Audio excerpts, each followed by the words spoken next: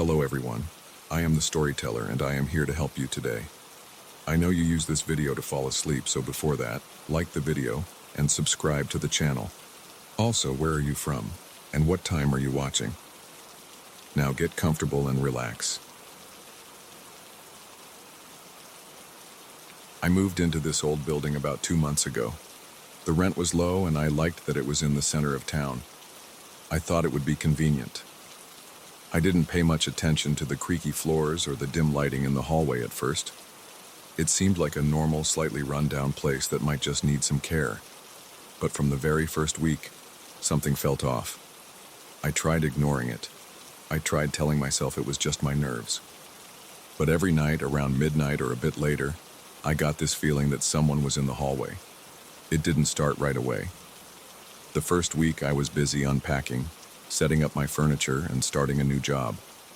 I barely had time to notice anything weird, but the second week I started hearing those footsteps. I remember the first time it happened. It was around 12:30 in the morning. I was lying on my small couch, flipping through channels on the TV. I heard this slow, steady sound outside my door. It was faint, but it sounded like actual footsteps. There was a pause, then a creak, then another pause, then another creak. It reminded me of someone trying to walk without making noise, except the floor in this hallway is too old for that. The wood cracks under any amount of pressure.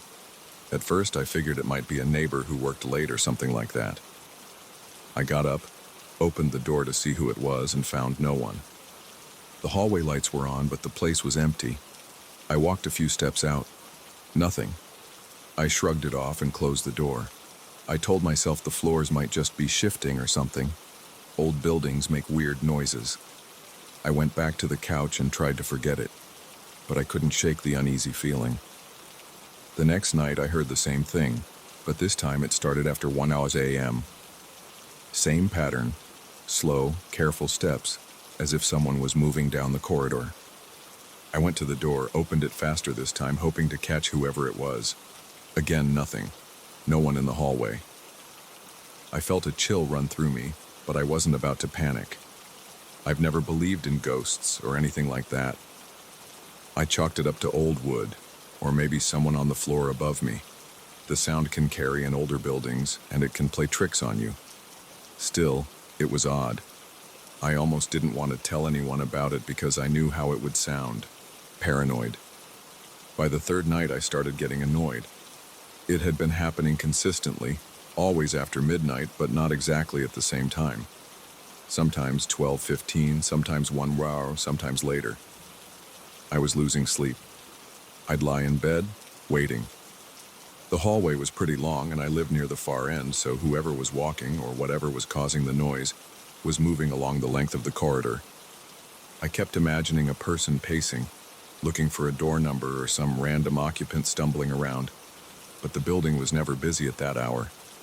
I didn't hear any other noises except those slow steps and the occasional pop of the old floor. My heart would start pounding. I'd get up and press my ear against the door. The steps would continue, getting closer, and then stop near my apartment. There would be silence for a few seconds, and then they'd recede the same way they came. It felt like some weird game. But every time I opened the door, I saw no one. One night I decided I'd be a little more methodical about it. I shut off all the lights in my place, sat in the dark, and waited. I checked the time on my phone every now and then.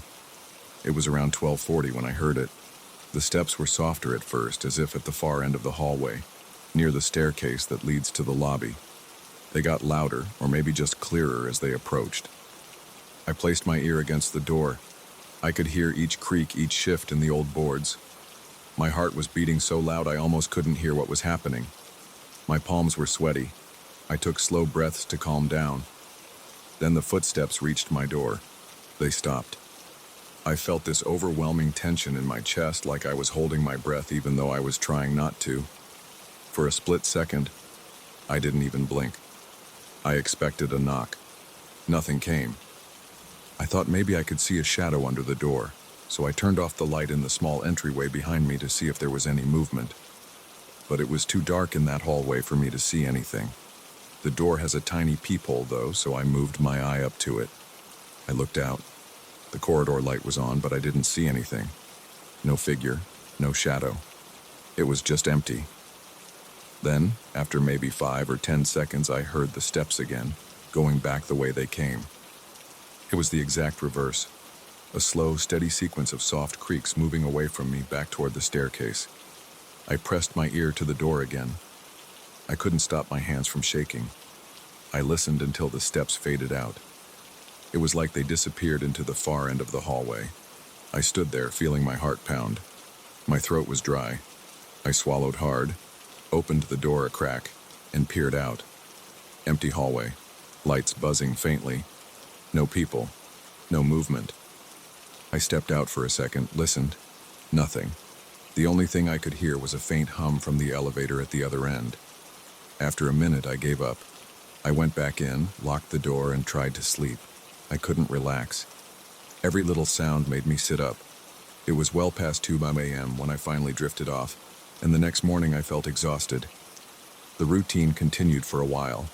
Some nights I'd go to bed early, hoping I'd sleep through whatever was happening. I'd wake up around midnight or 1 a.m. anyway, startled by a dream or some small noise. Then I'd wait, and sure enough, the footsteps would return. At times I considered the possibility that I was half asleep and imagining things, but it felt too real. I could feel the boards vibrating under someone's weight.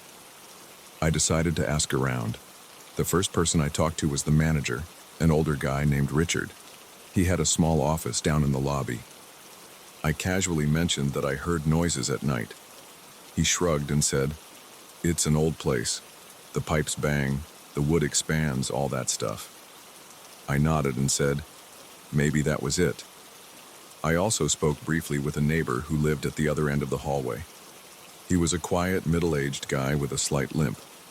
I asked if he ever heard anything weird at night. He shook his head and said he usually slept like a rock. He didn't seem suspicious or anything. I tried to bring it up with a few other residents I met in the elevator, but most of them just smiled politely and changed the subject. It felt silly to push the topic. One night, I thought about setting up some kind of recording device. I had an old phone that I didn't use anymore. I thought maybe I could leave it in the hallway on record and see what I caught, but I didn't want someone stepping on it or stealing it. I also worried I'd come off as some paranoid person if I got caught messing around in the corridor that late. I ended up not doing it, which I regret. Maybe I could have gotten proof of something. Instead, I kept relying on my own observations. The noises started to get more frequent. Where it used to be a few times a week, it now happened almost every night. Sometimes I even heard them around 2 or 3 in the morning. It was always the same pattern. Slow steps from the far end, a pause by my door, then a return trip. I never heard any doors opening or closing. It was weird. I wondered if it could be some neighbor who got locked out, or a person with insomnia pacing the hallway, but it never made sense that they'd stop right by my door, and I couldn't figure out why I never caught them in the act. I started to feel uneasy in my own home. I'd lay in bed, staring at the ceiling, waiting. My body would tense up at the slightest sound. During the day, I felt silly, but at night it was a different story. My pulse would race and I'd sweat a lot. My apartment wasn't hot, but my body acted like I was in a sauna. Some nights, I'd just watch TV until 2 a.m. with the volume low, waiting for the footsteps. They always came. One particular night was the worst. It was late, around 1:30 a.m., and I was leaning against the door again, trying to catch anything unusual. My ear was pressed against the wood. I heard the steps start up at the far end. They got louder and I felt my heart pounding. There was a faint squeak, then another, then another.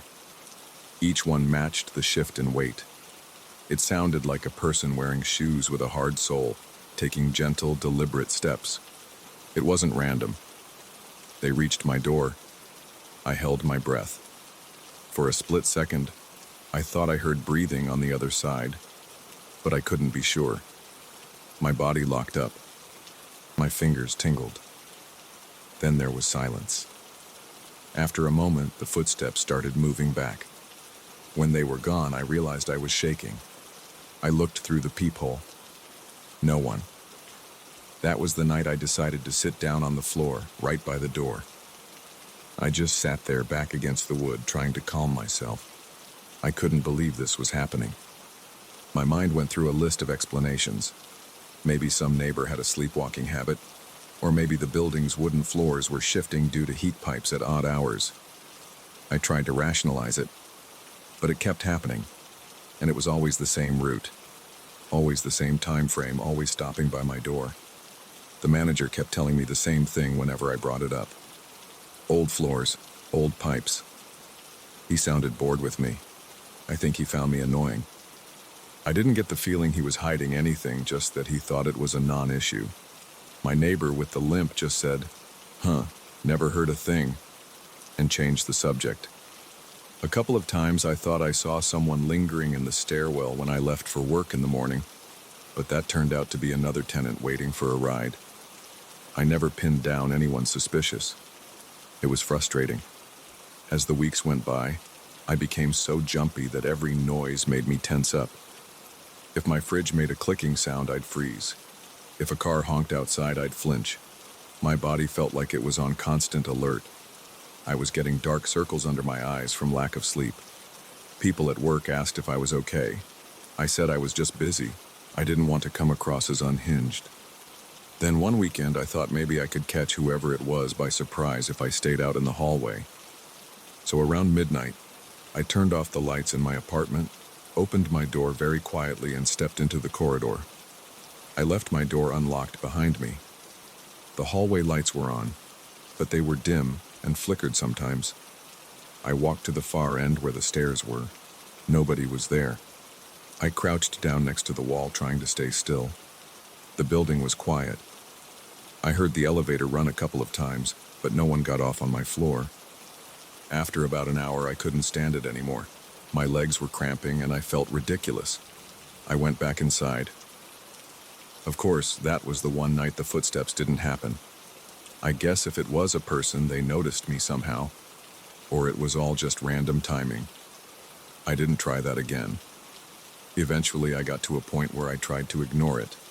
If I heard the steps, I'd stay in bed and let them pass. But ignoring it didn't help. It actually made me more anxious. I kept imagining someone standing on the other side of my door staring. The thought of it sent a chill through me. I'd start shaking under the covers. Sometimes I'd get up and double-check the lock. I never slept well. One night, it was around 12:50 a.m., I heard the footsteps begin. I forced myself to stay in bed. They moved slowly along the corridor, just like always. I was sweating so much I had to push the blankets off. My heart was racing. When the steps reached my door, they stopped. I could almost feel someone's presence through the door, like if I opened it, they'd be right there. I listened, barely breathing. My mouth was dry. A few seconds later, the footsteps moved away. I heard them fade. The hallway went quiet. I didn't get up to check. I just lay there until morning, dozing on and off in a restless haze. And that's how it went for a while. The footsteps never led to anything else. They never tried to open my door. They never knocked. They never whispered or rattled anything. I just heard them come and go. Nobody else seemed to notice or care. I couldn't figure out a rational explanation, but I also couldn't prove anything spooky was going on. I started to wonder if some eccentric neighbor had a reason to pace at those hours. Maybe it was an older person with insomnia, trying to stay mobile. Maybe it was the building's heating system causing the wood to snap in a sequence that sounded like footsteps. Maybe it was a person who got a kick out of creeping around at night. I still live here. I keep telling myself it's nothing. But every time I hear that sound, I tense up. It's as if I'm waiting for something bad to happen, even though nothing ever does. It's just footsteps, coming and going, night after night, stopping by my door. It's been a few weeks since the last time, but I don't feel relief. I feel like it's only a matter of time before it starts up again. I never found any clues in the hallway. I checked for scuff marks or footprints on the worn tiles. Nothing unusual. I knocked on a few neighbors' doors in the past just to ask if they ever heard anything. Nobody admitted to it. I tried telling myself maybe I'm the only one bothered by these sounds because my apartment is near the end of the hall. Maybe the acoustics are weird there. All I know is it's real enough to make my heart race when I hear it. I don't have a solid explanation. It could be a neighbor, it could be the floor, it could be a combination of things. I don't have proof that anything supernatural is going on. Actually, I doubt that's the case at all. I'm convinced it's something or someone completely normal, just acting in a strange way. But that doesn't stop me from feeling uneasy. That long corridor, those dim lights, and that sequence of footsteps in the dead of night. It's hard not to get freaked out. When I talk about it, people usually shrug it off. But if they experienced it themselves, maybe they'd get it. I've thought about moving out, but financially this place still makes sense for me. The rent is cheap and it's close to work. Plus, I keep thinking if I do leave, I'll always wonder what the hell was really happening in that hallway. For now, I deal with it. I keep my door locked. I try to drown out the noise with a fan or some music when I'm lying in bed. Sometimes I wear earplugs. But on quiet nights, I can still hear those steps. There's nothing dramatic about it. It's just footsteps in an old building coming and going without explanation, and honestly, that alone is enough to get under my skin. That's the entire story. I wish I had a big reveal, some proof that it was a prank or that there's a hidden passage in the walls, but I don't. All I have is the memory of sitting there, pressed against my door, hearing those slow, deliberate steps on the other side, just inches away with no clue who or what they belong to. And that's it. It happened. I heard it. I felt it. And I never figured it out. I'm not saying it's supernatural. But late at night, when my mind is racing, I can't help but imagine someone standing there in the darkness of that old hallway, listening to me breathe on the other side of the door, only to slip away when I look. It still makes my heart pound just thinking about it.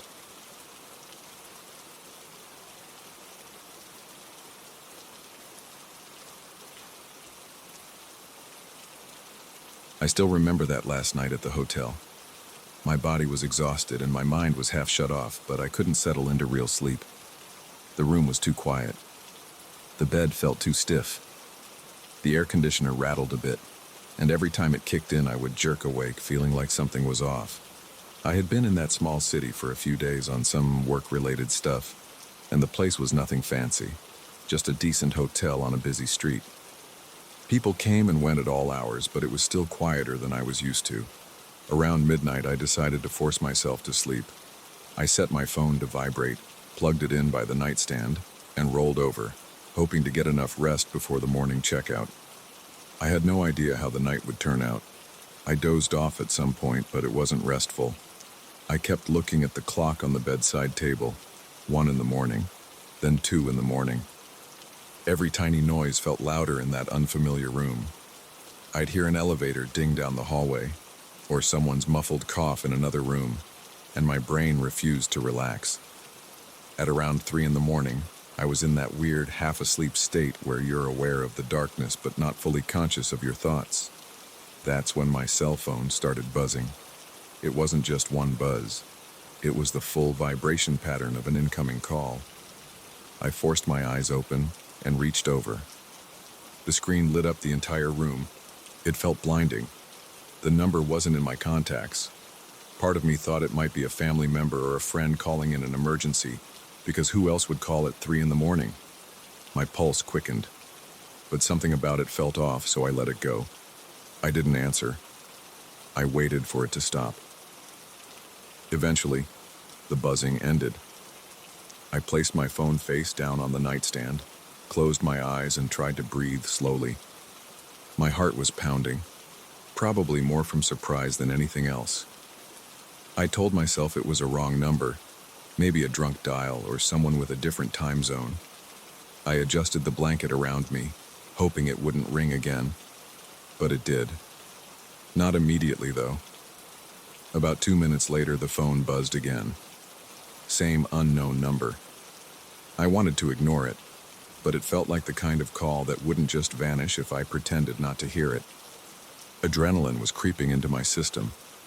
I sat up, pressing the answer button before my mind could talk me out of it. I didn't say anything at first, but I heard low breathing on the other end. That was my first real jolt of fear. It wasn't heavy breathing like in a horror movie, but it was clear that someone was there. I still didn't speak. Eventually, I just said, "Hello?" It sounded shaky to my own ears. The breathing continued for a moment. Then the call disconnected. That was it. No words, just the sound of someone on the line and then a click. I felt a chill spread through my body. I've gotten plenty of wrong number calls in my life, but usually the caller says something like, "Sorry, wrong number," before hanging up. This was different. I wasn't sure why, but it made me uneasy. I placed the phone down again, this time turning the screen so I could see if it lit up again. My eyes drifted to the clock. 3:05 a.m. Great, I thought. This is exactly what I need when I have a checkout in a few hours. I tried to breathe slowly and reason it out. Maybe it was some random creep calling numbers in the middle of the night. Maybe they were bored. But then my phone buzzed again. Same number. This time I clicked the answer button right away. I said, "Who is this?" I could hear something in the background, maybe the faint hum of a television or static.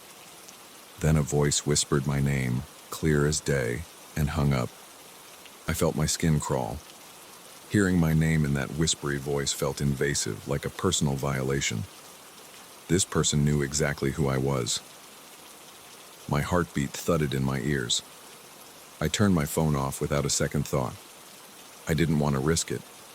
If they had my number, they could text me or call me whenever. But I had no idea how they got it in the first place.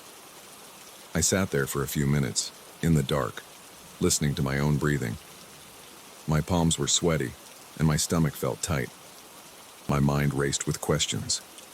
Who would do something like this? Why would they do it? And how did they know my name? I got up, walked to the small bathroom, and splashed water on my face.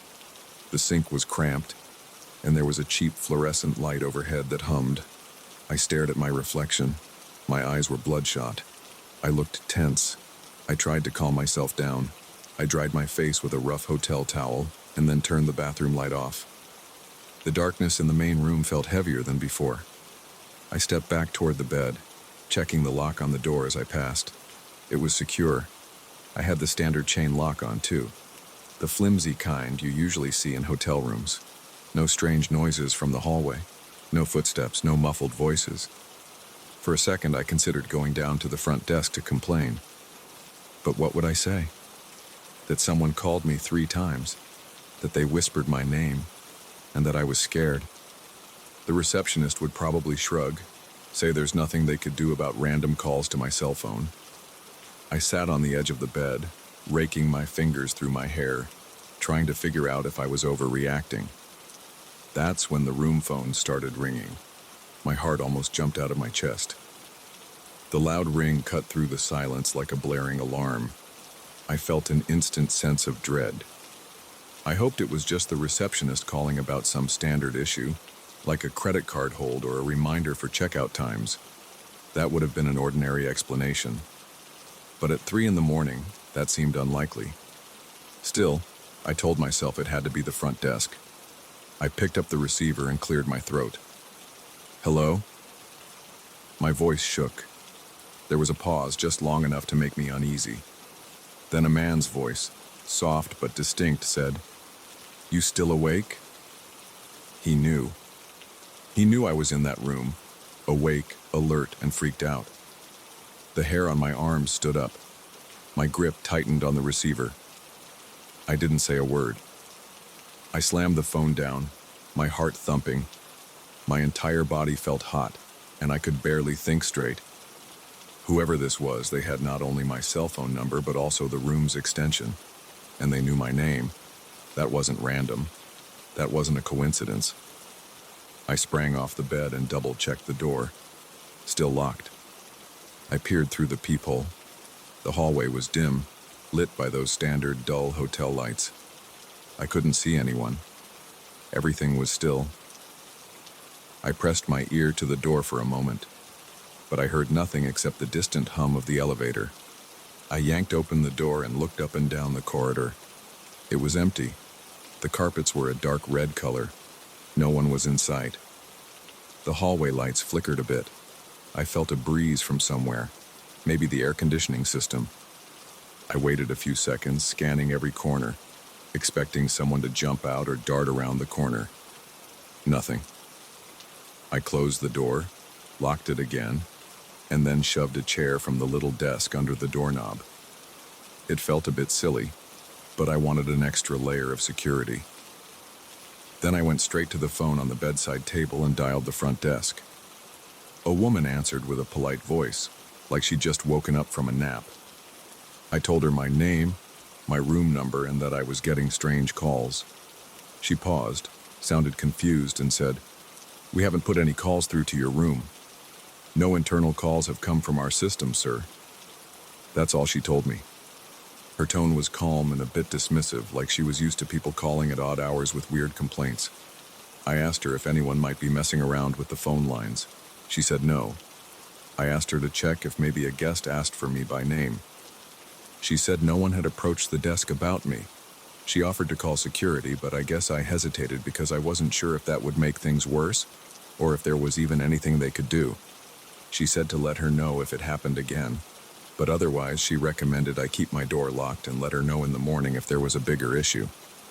I hung up, feeling a cold knot in my stomach. It was 3:20 a.m. by then. I turned on the small lamp on the table near the TV, bathing the room in a dim yellowish glow. I kept all the other lights off so I could see the peephole more clearly if anyone walked by. The dark corners of the room made me uneasy, but I forced myself to look around thoroughly. I checked under the bed, opened the closet, pulled back the shower curtain. Nothing. No signs of forced entry, no footprints, nothing weird. I sat in the chair at the little desk, eyes glued to the door. My phone was off, which gave me a tiny bit of relief, but also a sense of isolation. If something went really wrong, I'd need to turn it back on or use the room phone. The minutes crept by. My entire body felt tense. My muscles were tight. My skin was damp with sweat. I kept wiping my palms on my pajama pants. Every time the air conditioner cycled off, I felt like I could hear footsteps in the hallway. Then it would cycle on, and the hum would cover everything again. I tried to think of who would have my number and know which room I was staying in. Could it be someone from work trying to play a messed up joke? That didn't make sense. They wouldn't do something like that at 3 a.m. And how would they get the room phone number? Also, that whispering of my name felt personal. It didn't sound like any of my coworkers. I ran through possibilities in my head, but nothing felt right. Eventually, I decided to at least try to sleep a bit, although I knew that was wishful thinking. I moved the chair away from the door, double-checked the locks, and got back in bed. I left the lamp on. I stayed on top of the covers, thinking that if I needed to bolt for the door, I wouldn't get tangled up. My heart rate finally started to slow down a little. I kept glancing at the silent phone, half expecting it to ring again. If it did, I had no plan, other than answering and telling the creep to leave me alone. But the phone didn't ring again. The next few hours passed in a weird state of half-sleep. My body felt drained, but my mind wouldn't shut up. The image of the phone lighting up in the dark kept repeating in my thoughts. The whisper, "You still awake?" wouldn't leave me. I felt so on edge that the slightest creak made me jump. I remember the weird pattern of the air conditioner turning on and off about 3 more times before I noticed the first signs of dawn peeking through the heavy curtains. By 6 in the morning, I'd had enough. I flicked on the overhead light, pulled my clothes out of the suitcase, and got dressed. My hands felt shaky. I stuffed my belongings into my bag without bothering to fold them. My mind was set on leaving that place as soon as I could. I didn't care about missing the free breakfast or staying until checkout. I just wanted to go. I remember I could barely focus on simple tasks like zipping up my bag. I kept looking around, expecting another call. Finally, I stepped out into the hallway. The lights felt brighter than they had during the night. A cleaning cart was parked near one of the rooms at the far end. A housekeeper in a uniform was moving slowly from door to door. She barely glanced at me. I got in the elevator, pressed the button for the lobby, and just stared at the closed doors until they slid open again. At the front desk, I told the same woman from the night before that I wanted to check out. I wasn't angry with her. I just wanted to leave. She tapped a few keys on her computer. She asked if everything was okay. I said no. I got some really disturbing calls. She nodded slowly, but didn't push for more details. She said she was sorry I had a bad experience. She handed me my receipt, and that was it. No one else seemed to care much. Walking out of those sliding glass doors and feeling the morning air hit my face was a relief. I tossed my bag into my car, got in, and locked the doors. I just sat there for a few seconds, breathing. My mind was flooded with everything that happened during the night. My phone was still off. I turned it on, half expecting to see a barrage of texts or missed calls from that unknown number. But there was nothing. It was like it never happened. All the way home, I kept replaying the whispers and the ringing phone. It still hits me even now, especially that moment when I heard my name. This wasn't a ghost story. I know that. There were no shadows drifting across the room, no unexplained movements, no supernatural nonsense. It was just someone who got my name, my cell phone number, and the room extension at the hotel. That's what made it so disturbing. Someone deliberately invaded my privacy in a place where I was supposed to feel safe for the night. I never found out who it was. I tried asking around a bit later, asking people at work if they had made any calls or if they knew someone in that city. Nobody admitted anything. I never got another call like that. It was a one-time thing, but it bothered me for a long time. It still bothers me. It felt personal in a way that random pranks don't. Maybe the person was just bored or thought it'd be funny. Maybe they had access to the hotel's reservation system. I don't know. I do know that ever since that night, I take extra care with my personal information when I travel. I don't tell people where I'm staying. I try to use a different name at check-ins whenever possible, or at least I'm cautious about who knows my room number, and I almost never pick up unknown calls in the middle of the night. The memory is too raw. Sometimes a simple ring can bring back the feeling of that dark hotel room at 3 a.m, and the voice on the other end whispering my name. In the grand scheme of things, nothing huge happened. I wasn't harmed. I left on my own terms, checked out, and went home. But that night reminded me that real fear doesn't always come from dramatic events. Sometimes it's just a phone call, at the wrong time with the wrong words, and the realization that someone out there knows exactly where you are when you thought you were alone. That's enough to shake you up, even if nobody dies, even if there's no direct threat. I never went back to that particular hotel. I avoided that city for a while, but eventually, life moved on. Still, whenever I think about that voice whispering my name in the dark, I feel a twist in my gut. It was so simple, so direct, and it felt like the start of something worse. I'm just glad it ended there, and that I was able to leave without further incidents. I guess that's all there is to say. It was the most unsettling night I've ever spent in a hotel, and I hope I never go through something like that again.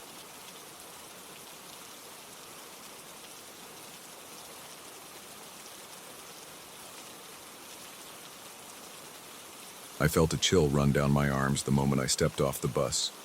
My watch showed it was past midnight and I was back from a party in another city. The terminal was almost empty. A single street lamp lit the sidewalk. The light flickered every few seconds, giving everything a dull glow. I noticed 2 other people around.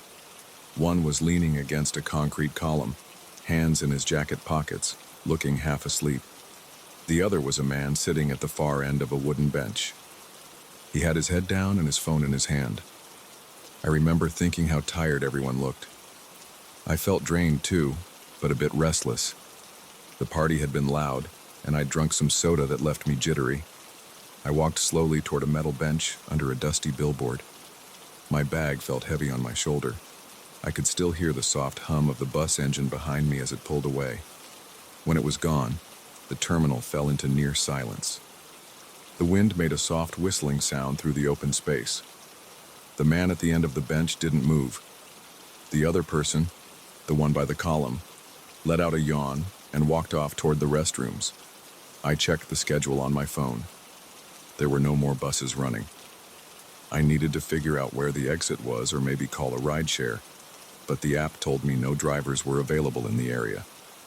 I thought about asking the man on the bench if he knew of another late-night bus or a taxi stand nearby, but he looked withdrawn. I was also a bit shy to approach a stranger that late. My phone buzzed. I assumed it was a friend asking if I'd made it home. It wasn't. The message read in Portuguese, "Boa noite, está frio, né?" I paused. I looked at the number, but it was just a random sequence. It didn't match any contact in my phone. I glanced around. The bench was long enough to seat about 4 people, but I made sure to leave some space between me and this guy. He was still hunched forward, his jacket hood covering most of his head. His phone screen glowed in his hand. I stared at my phone. The message felt weird. "Good evening, it's cold, right?" I typed back in Portuguese. "Como é você?" I kept it short. I waited. The wind kept blowing.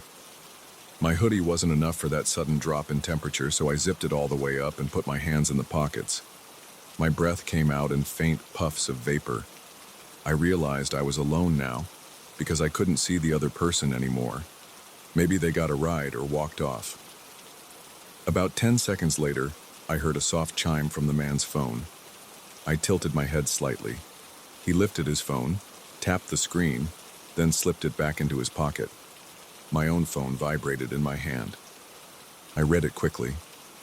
"Better you take care around here. Night is long." This time it was in English. My pulse picked up. I looked over at the man. He got up without a word. He seemed taller than I first realized. He moved like he had a purpose. I watched him walk straight out of the terminal, past the rows of empty benches. His footsteps echoed. He never looked back. He didn't board any bus, and he didn't ask anyone for directions. I felt a knot in my stomach. I tapped the screen to call the number. No answer. It rang a few times, then went to voicemail, but there was no greeting. My mouth felt dry, so I swallowed hard. I sent another text. "Who are you? Why are you texting me?" I waited, but there was nothing else. I stood there, my eyes darting around the terminal. The overhead fluorescent lights were buzzing. The other guy, the one who'd been resting earlier, was gone. The bus schedule on a nearby sign indicated the terminal would stay open, but there wouldn't be another bus for hours. My plan was to take a taxi, but I didn't see any nearby. The usual taxi line was empty. The stand's small window was closed, and the lights inside that office were off. I felt unsettled. My heart was beating faster than normal. I shifted my weight from foot to foot. Checked my phone again. No more texts. I told myself maybe it was just someone messing around. But how did they get my number? I looked toward the exit where that man left. The streets outside were dimly lit. I could see a few cars passing by. The city felt quiet. I wiped my palms on my jeans, took a deep breath, and told myself to keep calm. I decided to walk out of the terminal. My plan was to find a better lit area and maybe catch a cab. The sidewalk outside felt cold and damp under my sneakers. The wind was stronger out there. The street was wide with a few stores closed behind steel shutters. I saw a small diner across the avenue. It had a neon sign that blinked, "Open." The place looked worn down, but it was the only open business I could see, so I headed toward it. My phone buzzed again. I froze, right there in the middle of the crosswalk. I checked it. No new messages. Turned out it was just a social media notification. Still, my heart jumped. I hurried inside the diner. A small bell jingled when I opened the door. The smell of coffee and fried food hit me. There were 2 customers seated at separate booths, both minding their own business. A bored-looking waitress stood behind the counter. She gave me a slight nod, so I walked to a booth near the window and set my bag down. The waitress came over and asked if I wanted anything. I ordered a coffee, black, no sugar. I couldn't decide if I was hungry, but I ended up asking for fries. My stomach was tied in knots, but I thought maybe something salty would help me relax. I took my phone out again. I stared at the unknown number. I tapped to call it once more. No answer. I tried to block the number, but part of me wanted to see if this person would send something else, so I didn't block it. I just sat there letting the phone rest in my hand. The waitress brought my coffee. It was steaming hot and smelled strong. I took a sip and felt some warmth in my chest. The fries arrived soon after, looking a bit greasy. I ate a few, but I couldn't stop glancing at the phone. My mind raced with questions. Did that man overhear me talking on the phone earlier? Did I mention my number out loud at some point? Did he see me type it somewhere? I looked around the diner. The place had old posters and a TV mounted in the corner. It was showing some late-night talk show. The volume was low. The other customers seemed tired, probably locals or truck drivers passing through. None of them looked like that man from the bench. I wondered if he was out there somewhere, on the sidewalk, or if he'd gotten into a car. About 30 minutes went by, maybe more. My phone stayed silent. I felt a bit calmer. I finished my coffee, paid my bill, and asked the waitress if she knew of any taxi companies around. She gave me a card for a local service. I dialed the number and asked for a ride. They said it would be about a 15-minute wait. I stepped outside to wait for the cab. The street felt a bit darker than before. Some of the lights seemed weaker, or maybe I was imagining things. My phone battery was at 20%. I kept glancing at the unknown number, thinking maybe I'd missed something. Nothing. Then a faint beep. It was just another social media ping. I turned notifications off for everything except calls and texts. My ears were on alert for any sound behind me, any footsteps. But all I heard was the hum of a nearby street lamp and the faint noise of a car engine a few blocks away. When the taxi arrived, I got in the back seat. The driver was a middle-aged guy who seemed friendly enough. I gave him the address of my apartment. He nodded and started driving. The car's interior smelled like stale cigarettes. The radio was turned low, playing some local station. I tried to relax against the seat. My phone was in my lap. A part of me expected it to ring. The driver broke the silence. He asked if I was coming from the bus terminal. I said yes, and I mentioned how it was pretty empty at that time of night. He nodded, said it gets sketchy around there sometimes, especially on weekends. I asked him if he'd heard about anyone messing with people's phones or something similar. He gave me a confused look in the rearview mirror and said he hadn't, but there's always some strange characters hanging around. My building was about 15 minutes away.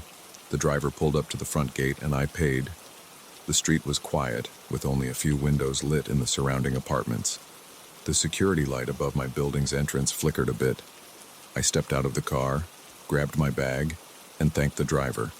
He drove off, leaving me alone on the sidewalk. I felt a slight shiver. The wind had died down, but the air was still cold. I approached the gate and punched in my code. The lock clicked open. I made my way through the small courtyard, up the stairs, and to my unit on the second floor.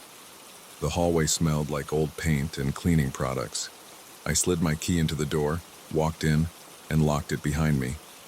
Inside, I flipped on the kitchen light and dropped my bag on a chair. My apartment was small but familiar. I kicked off my shoes and checked my phone again. Nothing. I let out a long breath. My heart rate finally slowed. I plugged my phone into the charger on the counter and gulped down a glass of water. Then I opened the fridge and drank a bit of orange juice straight from the carton. I felt tired, but I was wide awake at the same time. I looked at my phone on the counter. The screen lit up with the charging symbol. I hovered my finger over the unknown number, unsure if I should delete it. Instead, I decided to keep it there as evidence if I needed it. I thought about calling the cops, but I had no real proof of any wrongdoing. All I got were a couple of strange texts. No actual threats except a vague warning to take care. That's not exactly a crime. I went to my bedroom. I could hear the old pipes in the walls. They creaked now and then. I tossed my clothes into a hamper, then put on some sweatpants and a t-shirt. I turned off the main light and let the bedside lamp stay on.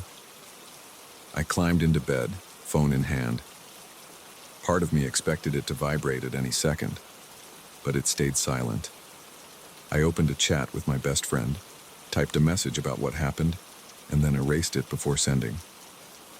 It felt silly to bother anyone at that hour with a vague story. I checked the time, 1:45 a.m. My eyes burned from exhaustion.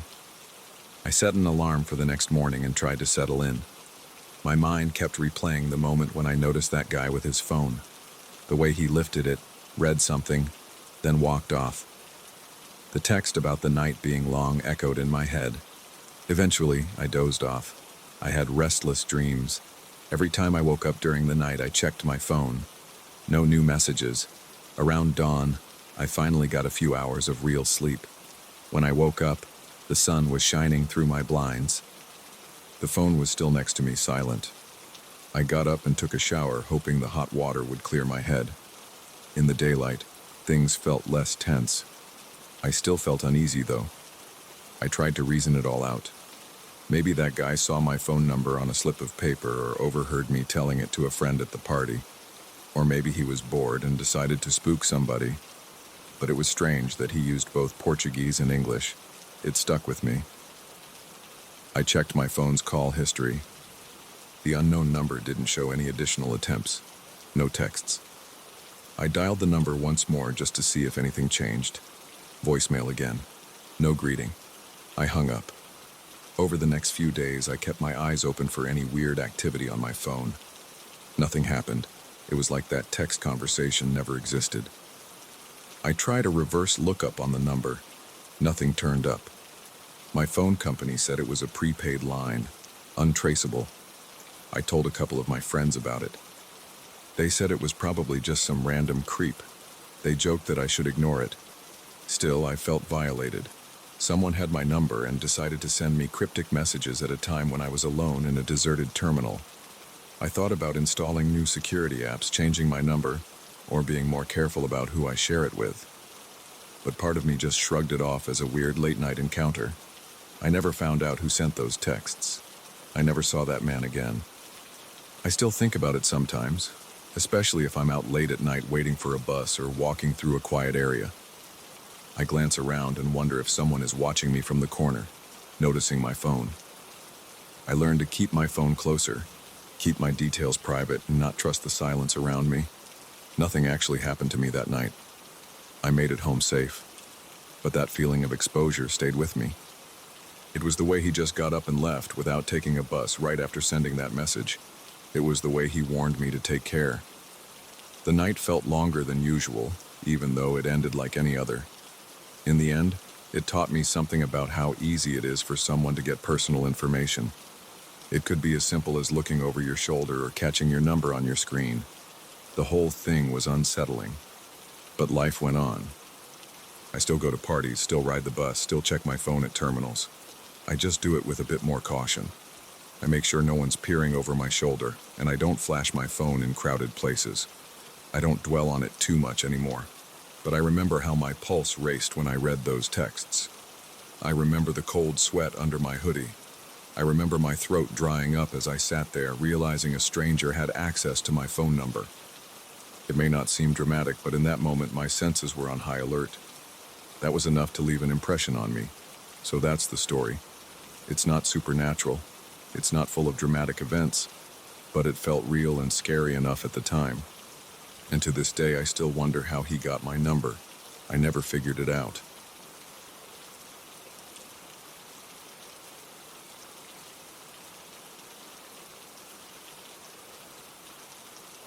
I'll never forget the night I left work later than usual and drove down that empty state road.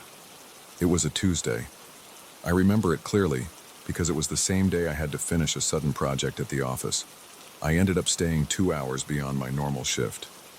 I felt exhausted when I finally packed up my laptop and paperwork. My only thought was getting home to eat something quick and fall into bed. I walked out of the building and noticed the parking lot was nearly empty. Only a couple of cars remained under the streetlights. My car was one of them. I got behind the wheel and started the engine. The radio crackled, playing some late-night talk show. I didn't care about the topic, so I turned it off. I wanted quiet. The road that led from my office connected to a state highway. Normally, I'd see a fair number of cars, but it was close to 10 at night. By that time, most people are already home, especially on a weekday. I checked my phone. No texts, no missed calls. I put it aside and concentrated on driving. My headlights lit up the 2-lane road, but everything else looked dark. No streetlights, just patches of farmland on both sides, and occasional trees or fences. The sky was clear, though. I saw stars overhead, bright and spread out across the darkness. I felt a bit on edge, probably just tired. My neck was stiff, and my eyes felt heavy. I tried to stay alert by focusing on the lines on the asphalt. I passed a few mile markers and noticed I hadn't seen any other cars for at least 10 minutes. My mind started wandering. I kept thinking about the day at work, the frustration of dealing with a last-minute project, and how I hated staying late without warning. I shook off that thought and told myself to focus on the drive. The road was long and mostly straight, with small curves here and there. After a while, I spotted something on the right side of the road. At first, it looked like a silhouette. I assumed it was a road sign or maybe a mailbox. As I got closer, I realized it was a person. The figure stood near the edge, close to where the shoulder met a patch of dirt. The shape moved a hand up and down, almost like a weak wave. It looked like someone trying to signal for help or hitch a ride. My gut reaction was to slow down. I wasn't used to seeing pedestrians out there, especially that late. In my head, I wondered why someone would be walking on that stretch of highway at 10 at night. When my headlights fell on him, I saw he wore simple clothes, a button-down shirt, plain pants, and old sneakers. Nothing fancy. His hair was short and messy. His face looked pale. There was something off about his expression. It wasn't fear or desperation. It was just blank. He lifted his hand again as if asking me to stop. I eased off the gas, checking my mirrors to make sure no car was behind me. But I didn't see anyone else. The road was still empty. I got close enough that I saw his eyes, though not with perfect detail. They looked dark and he wasn't really blinking. He stared at me as my car moved past. For a split second, I felt this jolt of tension in my chest. I didn't know why. I've given rides to strangers before, but usually in daytime and usually near gas stations or areas where help is easily accessible. This was different. It was late, isolated, and I was exhausted. I thought about pulling over a few yards ahead to see if he needed assistance. Maybe he was stranded or his car broke down somewhere. But as soon as that idea entered my head, something else told me it wasn't smart. The moment felt too strange. The road was dark and I didn't see any disabled vehicle around. I decided not to stop. I told myself I'd call highway patrol if I felt something was really wrong. But I kept driving for a few more seconds, then glanced in my rearview mirror. No one was there. The entire shoulder behind me looked empty. I squinted, thinking maybe he sat down, or maybe he walked back into the trees. It struck me as odd that a man on foot would disappear that fast. I didn't see any movement. I shrugged it off, but my heart was pounding. My hands felt sweaty on the steering wheel. I turned on the air conditioner to cool down. As I continued, my mind raced with explanations. Maybe he hid because he felt embarrassed that I didn't stop. Maybe he decided to head back into some nearby property. Or maybe I'd imagined him, but I knew I'd seen someone. My headlights clearly showed a man standing on the side of the road. I remembered the way his hand moved, the way his eyes looked. There was no chance I made that up. The drive home afterward was tense. I kept checking my mirrors every few seconds, worried he might appear again or that I'd see another person standing there. But the road remained empty the rest of the trip. I got home around 11. I parked in my usual spot, locked the doors, and hurried inside. I didn't feel like cooking, so I grabbed a bag of chips and drank some water. My mind stayed on that stranger. I thought about calling local authorities, but I felt foolish doing that when there was no actual emergency. I sat on my couch, stared at the dark TV screen, and tried to process it. My chest still felt a little tight, and my back was sweaty. I turned on a small lamp and tried to calm down. Eventually, I forced myself to go to bed. I didn't sleep well. I'd drift off and then jolt awake, thinking about that face I saw. The next morning at work, I felt groggy. My coworker Sam noticed. He lives out near that state road, though he takes another route. We had a short conversation in the break room while I sipped coffee. I told him I'd seen a strange guy on the side of the highway. I described the man's clothes and blank stare. Sam raised an eyebrow and said he'd heard rumors from other locals. People claimed a mysterious man sometimes appears along that stretch of road. Drivers slow down, think about stopping, and then, in the blink of an eye, he's gone. Nobody knows what his story is. Sam said the stories have been around for a while, but there's no official explanation. I got chills when Sam told me that. My stomach felt hollow. I realized I wasn't the only one who'd seen this. I asked Sam if he thought it was a prank or some local messing with travelers. He just shrugged and said nobody ever got a clear answer. Some folks assume it's a regular person who likes to wander at night and hide whenever cars pass. Others think it's something else. I wasn't sure what to believe. I just knew it freaked me out. I didn't want to drive back there alone so late again. But I had to, because my job requires me to stay late sometimes. That same day, I tried to brush it off and get on with my work. Part of me wanted to prove I wasn't rattled. But every time I thought about driving home after dark, I felt a knot in my stomach. My hands would get clammy, and I'd tense my jaw.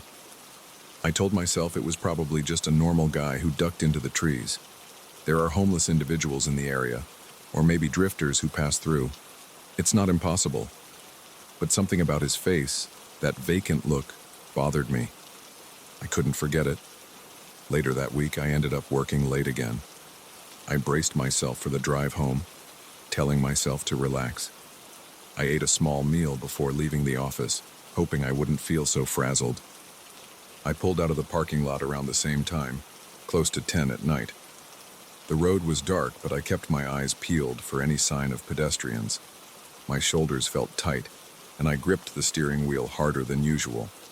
The hum of my tires against the pavement filled the car, and the outside world was pitch black.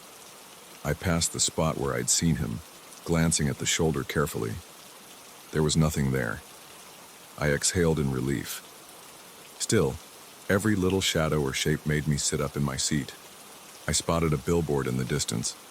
For a second, it looked like a figure, and my heart skipped a beat. Then I realized it was just a large advertisement. I felt foolish for getting so jumpy. I reached over to turn on the radio, letting some low-volume music play. I told myself to calm down, that everything was fine. The rest of the drive that night was quiet. No sign of any strange figures. When I got home, I felt a little better, like maybe it was just a one-time thing. The next morning, I saw Sam again.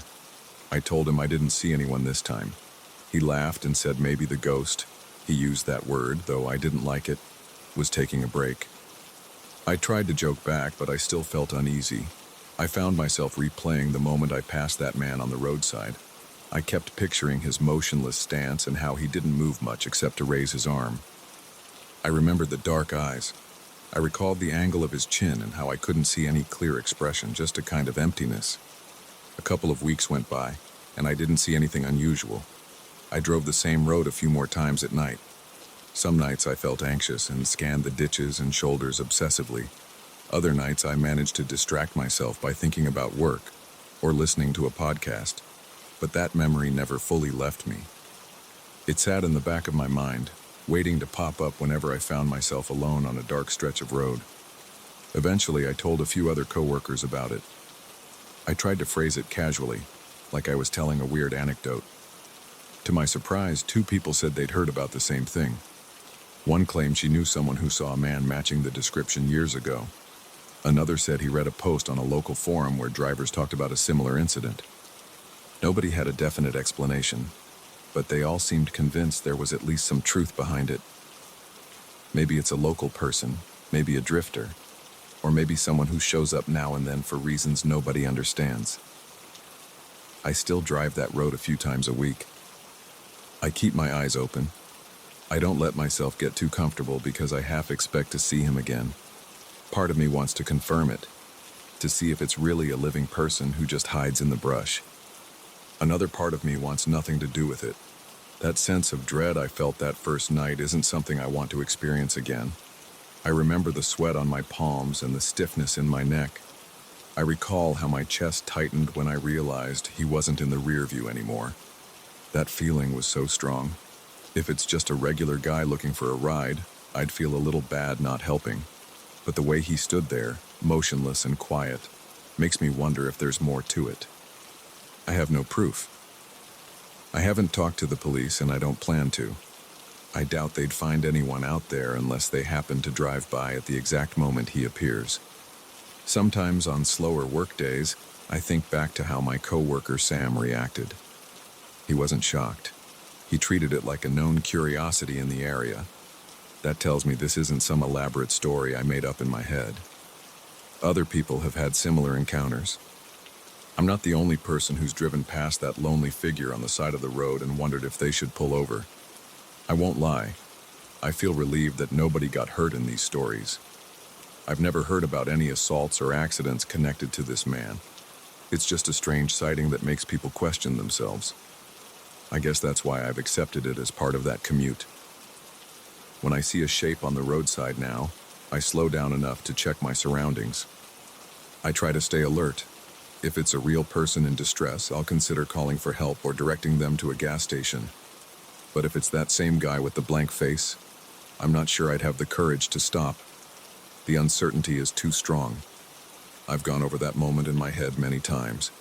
I think about the possibility of a simple explanation. Maybe he was just a drifter. Maybe he didn't want to be seen.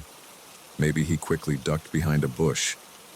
The road is lined with thick grass and patches of trees, so hiding wouldn't be hard. Still, I can't shake the unsettling feeling I got. The memory of his eyes and the way he raised his arm keeps returning at random times, like when I'm alone in the office or when I'm lying in bed and can't sleep. I guess that's my story. I drove home late one night, saw a stranger on the side of a dark highway, and then he disappeared.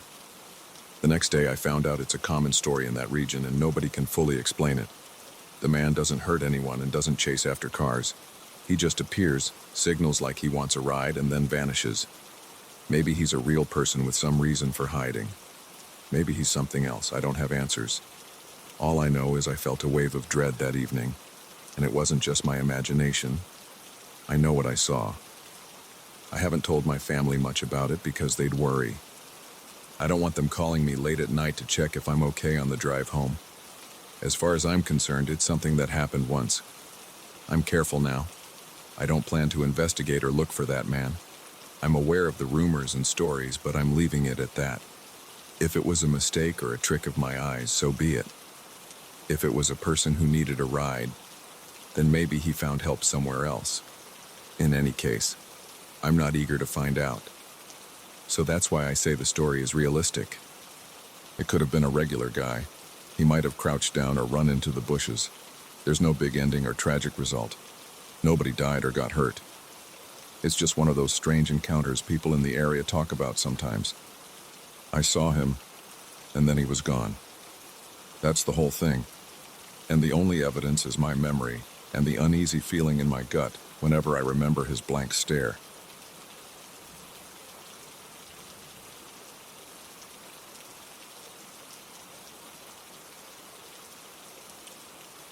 I still feel my stomach tighten when I think about that night. I was at the diner where I work, wiping down the last table near the front window. The place was empty except for me, and the only sounds were the buzz of the neon sign outside and the hum of the refrigerator. It was almost 11 p.m. and I was tired. My back was sore from leaning over the fryer and the grill all evening. I usually close up alone on weekdays because the boss doesn't want to pay for a second person that late. I'm used to it. It's not a dangerous part of town, but it's not exactly busy after dark either.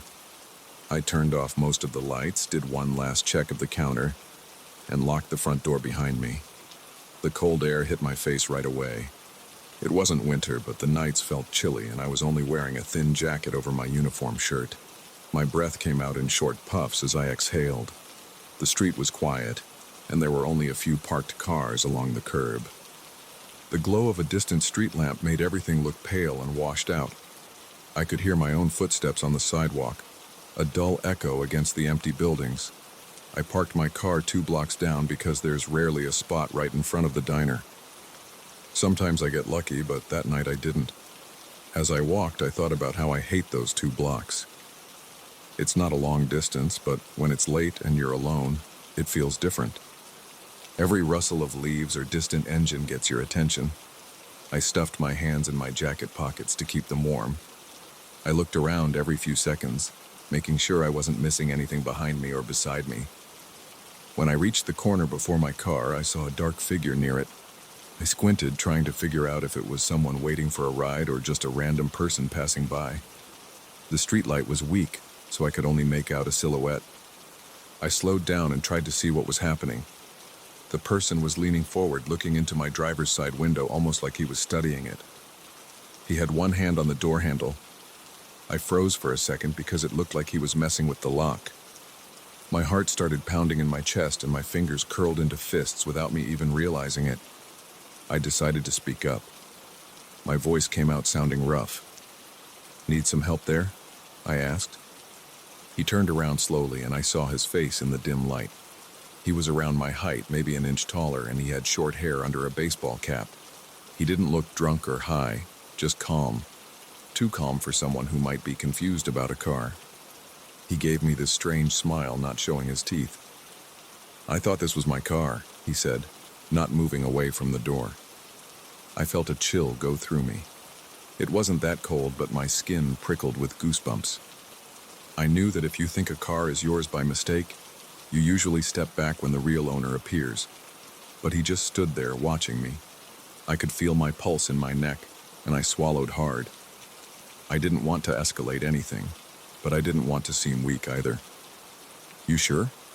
I said, trying to keep my voice steady, "because this is definitely mine."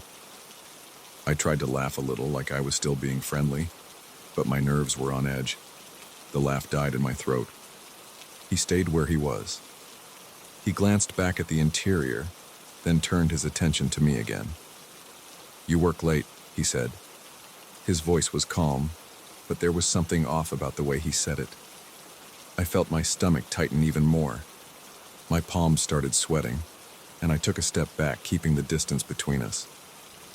"Yeah, I closed the diner down the street," I said, nodding in the direction I'd come from. He moved one step closer to me. I caught a whiff of cheap cologne, mixed with the smell of the street at night. My mouth went dry.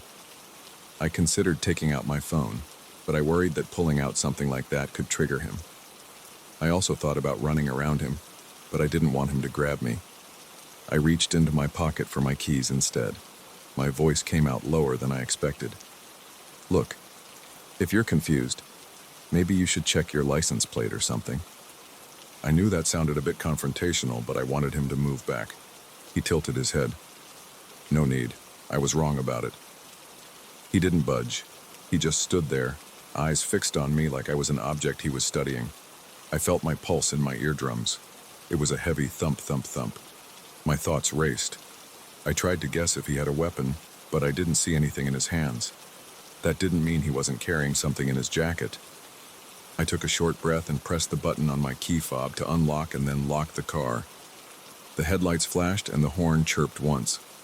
That made me jump a little, but it also made him step back. He didn't go far, just enough to let me walk closer to the driver's side door. I kept my eye on him. My hands were shaking and my throat felt tight. I opened the driver's door. I could see the interior light come on, and that felt like a small relief. At least I could see inside, and there was no one there. I slid into the seat quickly. My heart was still pounding, and I fumbled with the key in the ignition. Come on," I mumbled under my breath. I turned on the engine, and at that moment, I glanced up at him through the windshield. He was staring at me. His expression didn't change. His eyes were locked on mine. A second felt like 10 seconds, and I couldn't look away, even though I wanted to. I felt like if I blinked, something would happen. Finally, I shifted into drive and hit the gas, peeling away from the curb faster than usual. My tires made a short screeching sound on the pavement. As I drove away, I looked in the rearview mirror. He stood there, still facing my direction, his hands in his pockets. He didn't wave or shout. He just stayed there, watching my taillights fade. I didn't breathe normally until I reached the main road. My chest felt tight and I was gripping the steering wheel so hard my knuckles were white. I forced myself to inhale and exhale a few times. My breath was shaky and my mouth was still dry. I checked all my mirrors repeatedly, afraid I might see him following me in another car. But the road behind me was empty. I felt a slight sense of relief, but I couldn't shake the tension. I noticed the sweat on my forehead, and the top of my shirt was damp around the collar. The city streets passed by in a blur of traffic lights and closed storefronts. I turned on the radio just to fill the silence, but I couldn't focus on the music. My mind was replaying the moment he said, "You work late, huh?" over and over. When I got home, I parked in my assigned spot outside my building. My fingers fumbled with the house keys and I almost dropped them twice. I kept looking around, half expecting that guy to appear out of the shadows. The building entrance was well lit, so I felt a bit safer, but I still rushed inside as fast as I could.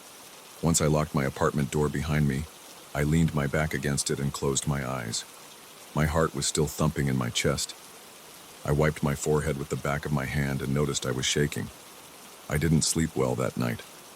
Every time I closed my eyes, I saw his face staring through the windshield. Around 3 a.m., I finally dozed off from sheer exhaustion.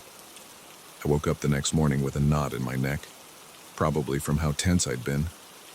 I thought about calling the police, but he didn't actually do anything except act suspicious. I doubted they'd do more than write a short report. I couldn't prove he was trying to break in, and he didn't threaten me with anything other than his weird behavior. The next evening, I went back to work. The diner looked the same as always, bright lights, the same customers stopping by for coffee or burgers. I tried to keep my mind off the night before, but around 10:30 p.m. I started feeling anxious. My hands got cold, and I couldn't focus on cleaning up. I asked my coworker to help me close, even though it meant paying him out of my own pocket for an extra hour. I didn't want to walk to my car alone again. He looked at me a bit confused, but agreed because he could use the cash. When we were done, I locked the front door, and we both headed out. I could tell my coworker was curious, but I didn't feel like explaining much. I just said, "I don't like walking by myself at this hour." He shrugged and walked next to me, talking about random stuff to fill the silence. It helped a bit. My shoulders were tense, but at least I didn't feel as vulnerable. He stayed with me until I got in my car. Then he waved goodbye and headed to his own car parked on another street. I kept expecting to see that same figure or a similar face lurking near the trunk, but there was no one around. I got in, locked the doors, and drove off. My eyes darted from mirror to mirror, scanning every vehicle behind me. Nothing stood out. By the time I got home, I was still on edge, but it was better than the night before. The next week, I started parking as close as possible to the diner. Sometimes I'd get lucky and find a spot right across the street. Sometimes I'd still have to walk half a block, but I tried to avoid those 2-block walks. I asked my boss if we could reserve a space behind the building, but he said that wasn't possible. I almost considered taking a cab home on nights I close, but that cost would eat into my already small paycheck. One particular night, maybe a month later, I went through the normal routine. I closed at 11 p.m., wiped down the tables, turned off the lights, and stepped outside. The sidewalk was empty. The neon sign flickered off. My car was across the street, not too far, which made me feel better. Still, I felt that same knot in my stomach. I scanned the sidewalk and looked around the parked cars. No one was out there, at least not that I could see. I made my way to my car, got in quickly, and locked the doors right away. My heart rate was picking up, even though there was no reason for it that night. It was just leftover anxiety. I started the engine and glanced around one last time. No one was there. I reminded myself that nothing serious had happened except a tense encounter, but it was enough to keep me looking over my shoulder. Sometimes I wonder if he was planning on stealing my car, or if he was just checking random vehicles for easy targets. He could have been someone who wanted to rob me directly. I don't know, but that weird smile and the way he said, "You work late, huh?" still sits in my gut. It felt like a warning or a hint that he knew my routine. The idea of someone watching my habits at night creeps me out. I told a couple of friends about it, and they all said the same thing. Change your habits. Be aware of your surroundings. Maybe carry some pepper spray. I keep a small can in my pocket now, just in case. I also make sure to vary my closing routine when possible, though there's only so much I can do. The diner's schedule is the diner's schedule. I can't change the time it closes, and I can't magically create a parking spot right at the door. I haven't seen that guy again, at least not that I recognize. Part of me expects him to reappear one night, standing by the same spot, waiting to see if I show up. That thought makes my stomach feel tight. I try not to dwell on it too much because I still have to live my life, but I can't deny that my sense of security took a hit that night. I used to walk to my car without thinking twice. Now I keep my keys in my hand, checking every shadow before I unlock my door. That's the whole story. No big violence, no big blow-up, just a tense moment in a dark street. But it was enough to make me question how safe I really am when I'm out there alone, especially late at night. I don't think I'll ever forget that face, the way he stared into my car and then into my eyes, like he was challenging me. It made me feel exposed. I still park as close as I can to the diner. I don't want to be in that situation again, standing there with my heart hammering, unsure if the next move would be a sudden attack or just a weird conversation. Either way, I'm not taking that risk twice.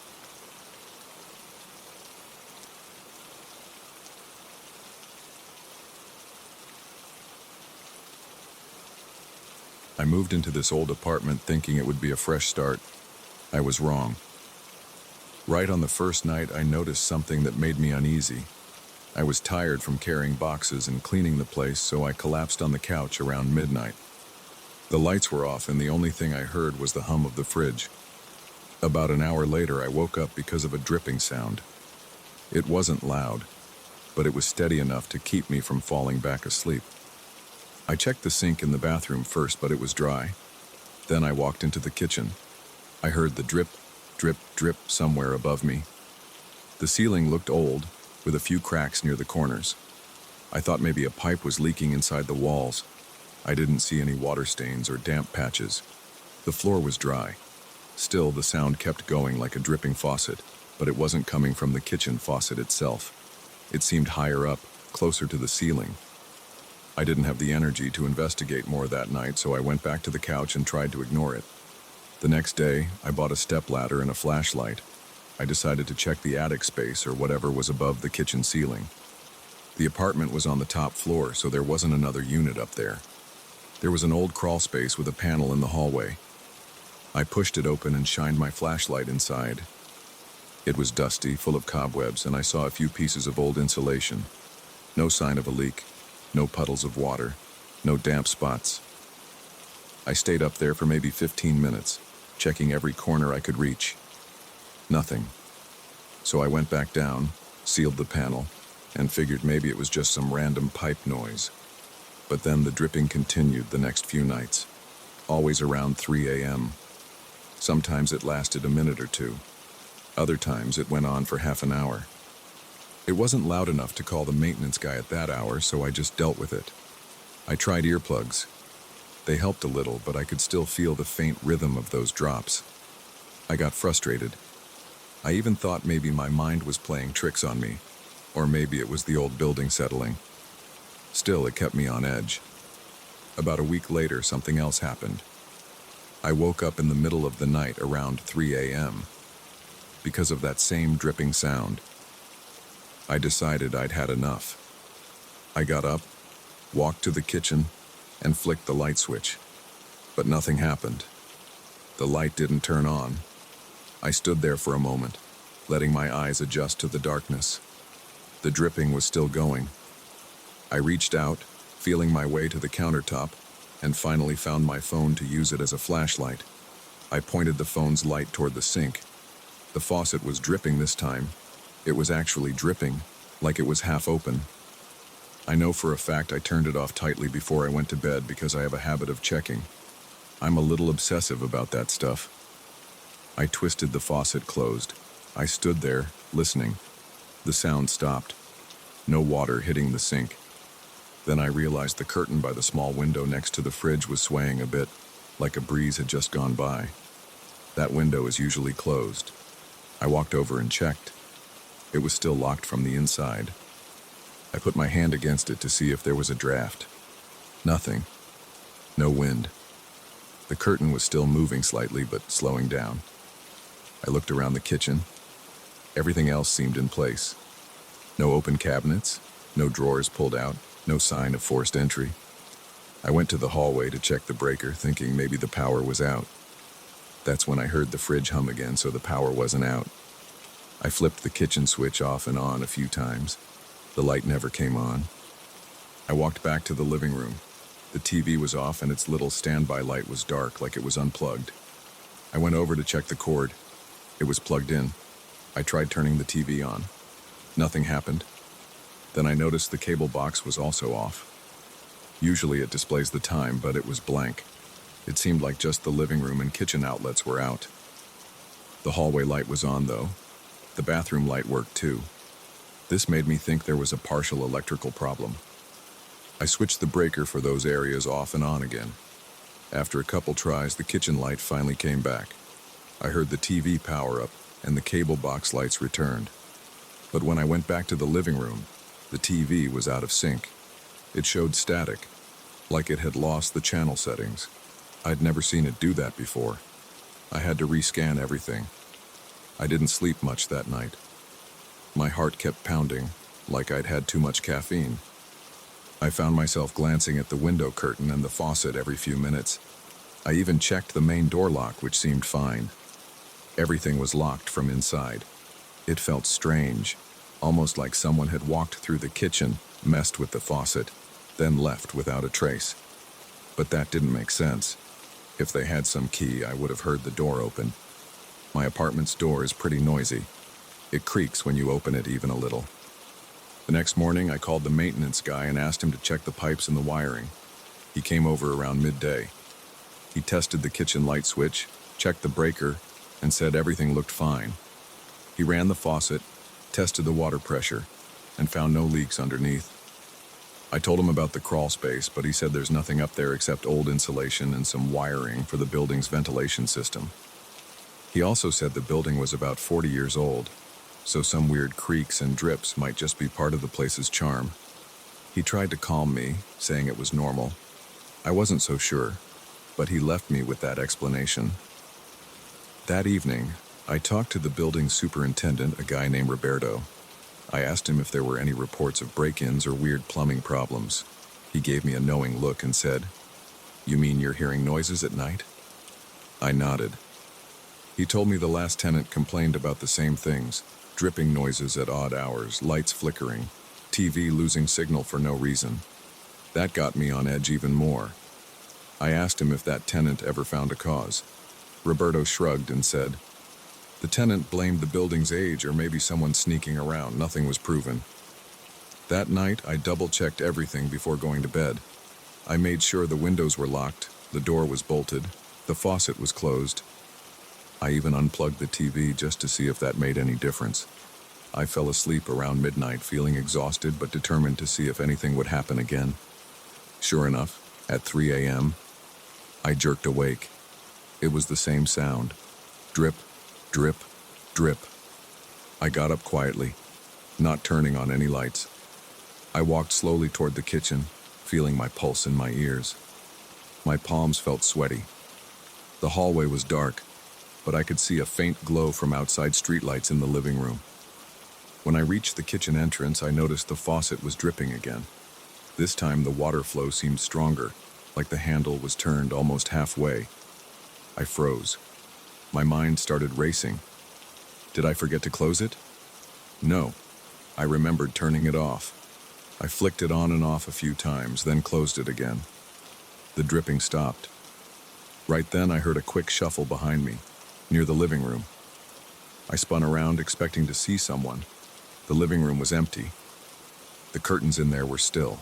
The door was locked. I forced myself to walk over and check the door.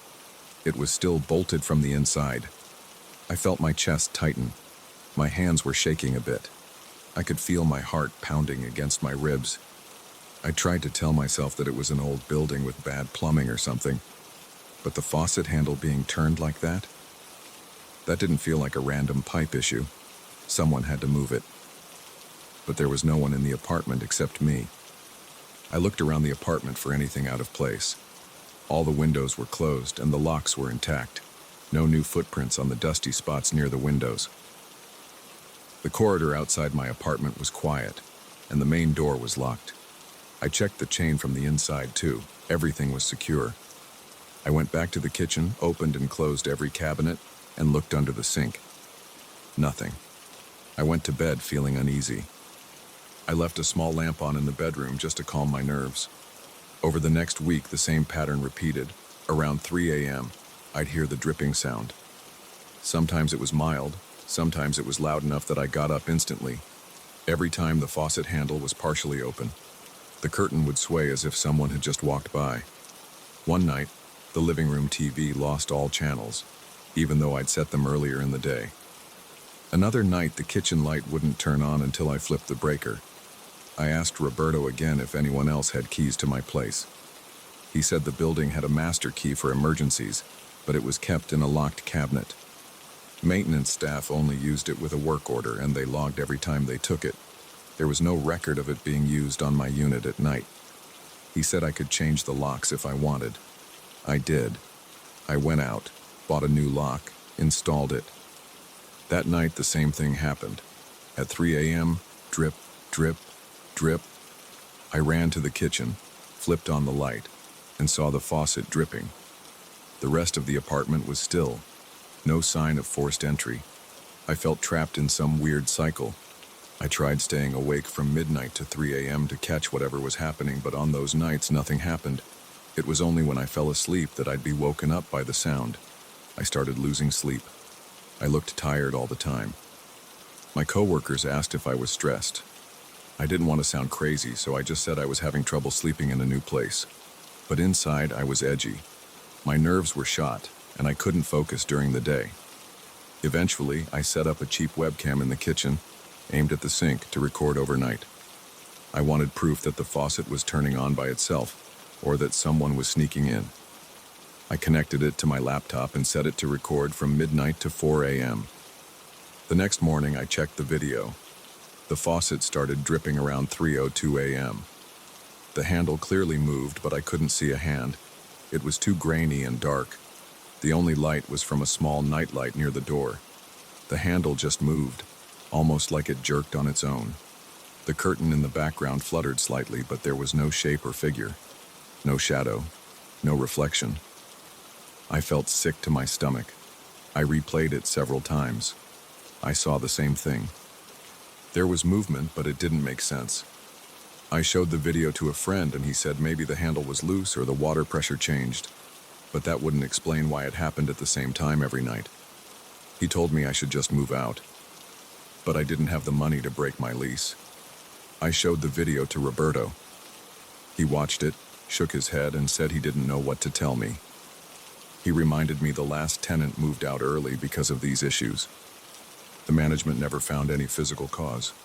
He asked me if I ever felt threatened. I said not physically, but it was messing with my head. He suggested I ignore it or learn to live with it. That wasn't what I wanted to hear, but I didn't have many options. The apartment kept doing it every few nights. I started sleeping with the radio on to drown out any dripping sounds, and some nights I wore noise-canceling headphones. But the faucet would still end up dripping. Sometimes I'd find the kitchen light flickering. Sometimes the TV was completely out of tune when I woke up. I never found footprints, never found damage to the locks, never saw any sign of a break-in. The place was always locked from the inside, too. I tried everything, checking the faucet washers, replacing the entire faucet with a new one, sealing the window with tape to see if it was opening. Nothing solved it. After a couple of months, I decided I'd had enough. The stress was wearing me down and I couldn't sleep. I wasn't exactly scared for my life, but I was jumpy all the time. I told the building's management that I was leaving. I explained the situation to them, and they let me break the lease with a penalty. I paid the fee and started looking for a new place. I never found proof of who or what was messing around at 3 a.m. Roberto told me he'd heard stories about that apartment for a few years. He said no one stayed there long. Maybe it was just the building's old wiring and plumbing. Maybe there was someone with a hidden key. I'll never really know. All I can say is that it felt too deliberate to be a random leak. The handle was always physically turned. The curtains always moved as if someone passed by. The TV was always messed up, as if it was unplugged or the input was changed. But no matter what I did, I couldn't catch anyone in the act, and there was no sign of forced entry. It left me with more questions than answers. Even now, thinking back, I can't point to anything that's downright impossible. It could have been some extremely quiet intruder, or some bizarre malfunction in the plumbing and electrical systems. Nothing I saw defied the laws of nature, but it sure felt wrong. It felt like there was someone or something in that apartment at night, moving around, flipping faucets and messing with the TV, leaving no trace. I'm in a new apartment now. It's not fancy, but at least it's quiet. Sometimes I wake up at night expecting to hear that drip, drip, drip, but it's just silence. I remember that old place and get a weird feeling in my stomach. I know it wasn't a dream. I went up to the crawl space, changed the lock, set up the camera. I tried everything. Still, I never found a solid reason for what happened. The building management just shrugged it off. The last tenant apparently complained about it too. Maybe it's just one of those unexplainable occurrences in old buildings. I don't really know. But the feeling of standing there in my pajamas at 3 a.m., watching the faucet drip even though I'd closed it hours before, is something I'll never forget. And if anyone ever asks me about weird experiences in old apartments, I tell them this story. It's real enough to make you wonder, and yet there's no proof of anything supernatural. It's just something that happened and I couldn't do a damn thing to stop it.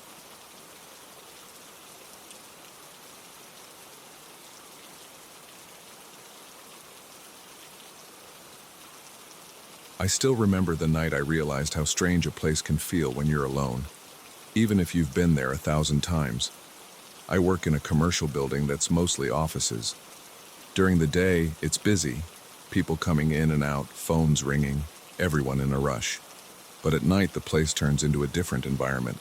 I often stay late because my workload is heavy, and the regular social elevator gets turned off in the evening.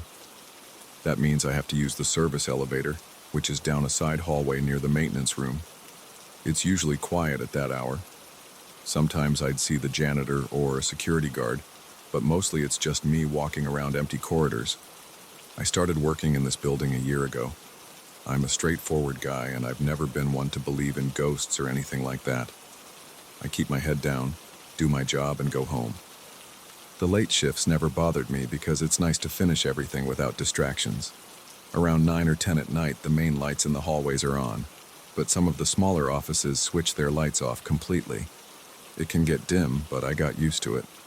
The service elevator itself is nothing fancy, just an older elevator with metal walls, a small overhead light, and that typical stale smell. One night, I wrapped up around 10:30. I'd been proofreading a big report for hours and my eyes were tired. I shut down my computer and left my office. I walked to the hallway, noticing how the floor was mostly dark, except for a few emergency lights. I headed toward the service elevator. My legs were stiff from sitting all day, so I walked a bit slower. I saw the usual sign on the social elevator. Turned off after 8 p.m., use service elevator. Nothing new there. I pressed the call button for the service elevator and waited. The building's air conditioning was still running, but the air felt heavier. I don't know if it was just me being tired, but everything felt a bit off. Sometimes if I'm alone in a quiet space, my mind picks up on small noises, maybe a faint buzzing or a click from somewhere. I remember hearing my own breathing echo in the hallway. After a moment, the doors slid open, and I stepped in. I pressed the button for the ground floor, where the parking garage exit is. The elevator started moving down smoothly. I shifted my briefcase from one hand to the other and looked at the scratched walls and the small overhead light. The reflection on those metal walls can be a bit warped, so I never pay much attention to it. Usually it goes straight to the ground floor without stopping, especially at that hour. But this time, I felt a slight jolt. The elevator slowed and then stopped at some floor that looked completely unlit. The doors opened right up. I leaned out a little, half expecting the sensor was triggered by someone. There were no lights in that hallway, no movement. It felt like a power outage on that floor, or maybe nobody used it at all. I called out, "Hello?" No answer. The darkness looked thick, almost like a curtain. I could see faint shapes of walls, but there weren't any windows providing light. It was pitch black and it smelled a bit stale, maybe from disuse. The doors just stayed open. The elevator didn't move. I was a little annoyed, so I kept pressing the close door button. Nothing happened for a few seconds and it felt long. My heart rate picked up because I couldn't see a reason for the elevator to stop there. Finally, the doors started closing. I exhaled and tried to calm down, figuring it was just a glitch. Then, as the doors were about to shut completely, they jolted again, like something had triggered the sensor. But I didn't see any hand or object blocking the entrance. I stepped forward and looked around, but nobody was there. I was sure of it. At that point, I got an uneasy feeling, so I pressed the button again, hard. The doors closed and the elevator continued downward. My shoulders were tense. I shook my head and told myself, "It's late. I'm tired. That was just a malfunction." Then I looked at the reflective surface in front of me. I saw my own face, a bit pale from the overhead light. My eyes looked wide. That's when I noticed something else in the reflection, a figure behind me. It was a man, tall, with short hair, standing still at the back corner of the elevator. My heart started pounding. My palms got sweaty, and my mouth went dry. I spun around instantly, expecting to see someone just a foot away. But there was nobody there. I froze for a second, my ears ringing. The elevator was empty except for me. The overhead light flickered a bit, but that was it. No one was there. It's not a big elevator, so if there was a person, I would have seen him right away. My chest felt tight. Part of me wanted to punch the emergency stop and run out, but we were already moving down. I found myself staring at the back wall, trying to figure out if there was any weird shadow. There wasn't anything that looked like a man standing there. The elevator dinged on the ground floor and the doors opened. I basically stumbled out, not even looking back to see if the doors closed properly. My footsteps sounded heavy in the empty lobby. The security guard was at the front desk, but he was reading a magazine. He looked up and asked if everything was okay. I hesitated. I wasn't sure how to explain what I saw. I ended up just saying, "Yeah, I'm fine. Elevator was acting weird." He shrugged and went back to his magazine. I walked out to the parking garage. My hands were trembling as I took my car keys out. I felt silly, like I was letting my imagination go wild. But I know what I saw, or at least I know what it looked like. In the reflection, there was a person behind me. When I got home, I told myself to drop it. I made a sandwich, watched some TV, and tried to forget. I even thought about how reflections can be distorted. Maybe it was just a trick of the light or my own shape at a weird angle. But it didn't feel that way at the time. It felt too real. The next few days, I tried to keep my routine. I stayed late again, finishing up tasks. Everything was normal, except I caught myself checking the time more often. I didn't want to be in that elevator too close to midnight, or even 10 p.m. One evening around 9, I decided to take the stairs. It's a bit of a trek from the 12th floor down to the ground floor, especially after a full day of work. But I did it. By the time I reached my car, my legs were burning and I was out of breath. But at least I didn't have that tense feeling. I felt safer, even if it was irrational. Stairs can be creepy too, but at least I could see everything in front of me. Of course, I couldn't keep avoiding the elevator forever. The next night, I was too tired to do the stairs again. My knees were hurting a bit, so I went to the service elevator. This time, it went straight to the ground floor without any stops. I still felt on edge, but nothing unusual happened. The following week, I worked late again, but I kept noticing that I'd flinch when the elevator slowed down. If it stopped at a floor, I'd get this spike of adrenaline, just in case the doors opened to a dark hallway. But usually they opened to a lit floor and occasionally a janitor might get in. Those nights were quiet but predictable. Still, I couldn't shake the memory. That night, the dark hallway, the reflection. It lingered in the back of my mind. Sometimes I found myself glancing at the mirrored wall, half expecting to see someone behind me. My posture changed. I started standing near the elevator doors so I could see the entire elevator behind me. I realized I was acting paranoid, but I just couldn't stand facing the metal wall anymore. I kept thinking, what if I see that figure again? One time, about 2 weeks later, the elevator stopped on a floor that looked mostly dark. The overhead lighting was dim, like it was just an emergency bulb. I tensed up. The doors slid open and I saw maybe one flickering light in the hallway. It looked deserted. No one got in. I pressed "door close" repeatedly. My hand was shaking. When the doors shut, I braced myself and looked in the reflection. There was only me, no one else. I let out a breath, but my heart was still racing. After a month of nights like that, I started planning my schedule to leave before it got too late. If I left by 8 p.m., I could still use the social elevator. Sometimes I managed that, but when I didn't, I either forced myself down the service elevator or took the stairs if I wasn't too exhausted. Eventually, I told one coworker about it. He's not the type to laugh at me. I explained I saw something in the elevator reflection. He asked, "Did you see someone enter behind you?" I said no, and he just patted my shoulder and said, "Look, man, maybe you were just tired. That building's old, the service elevator's old too. Weird stuff happens." He didn't make a big deal out of it, which helped me feel less crazy. Still, every time I have to work late, I remember that night. The memory pops up whenever I press the elevator button. I think about that dark floor, the open doors, the stale air, and then that sudden moment I saw a figure behind me in the reflection. It felt so real. But when I turned, there was no one. No sound of movement, no sense of another person's presence. I was alone. Yet I know I saw someone, even if it was just for a second. It's possible I tricked my own eyes because of the metal's reflection or the overhead light. Our minds can do funny things, especially when we're alone in a tense setting. I do find it realistic for a few reasons. First, some floors in this building barely get used at night, so they don't turn on the main lights there. If the elevator stops, it's just a dark, empty space.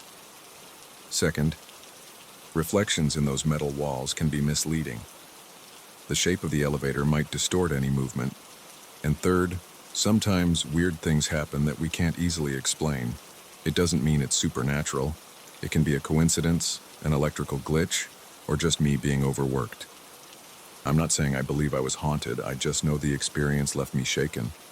Since then, I mostly avoid that elevator after hours. I either leave earlier or suck it up and take the stairs. I still work in the same building. I see the same corridors and that same sign saying the social elevator is off after 8 p.m. But every time I have to ride that service elevator late at night, I feel my chest tighten. I get this mild dread before I even press the button. When it arrives, I usually peek inside first, as if checking to see if someone's already in there.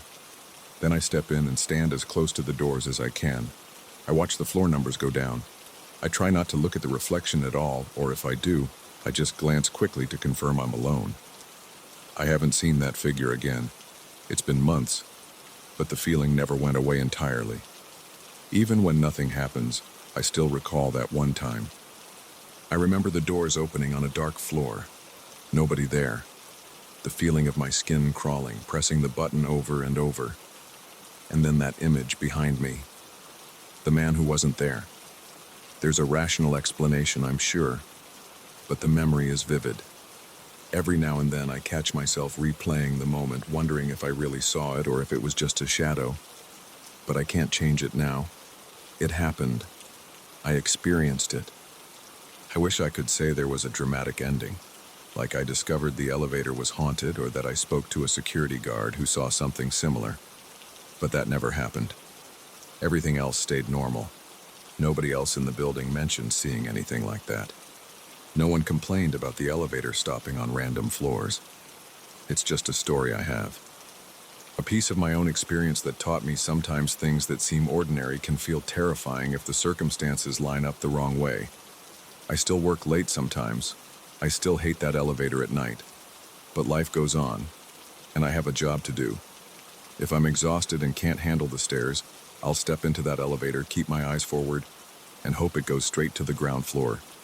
If it stops on an empty floor again, I'll probably do what I did before. I'll press the close door button until it obeys. Then I'll clench my fists and pray I don't see anyone in the reflection. That's my routine now. It's become a part of how I deal with late nights in that old building. I guess that's all there is to it. It feels real because it probably was just a set of small coincidences that happened in the dark. There's no big twist, no hidden meaning. It happened, it freaked me out, and now I'm more cautious. That's my story. I can't prove anything, but I know I don't want to experience it again. So most nights you'll find me limping down the stairs, breathing heavily, and telling myself it's worth the trouble. At least on the stairs I can see what's around me. I can see if someone is there, or if no one is, and that makes it a little easier to keep going.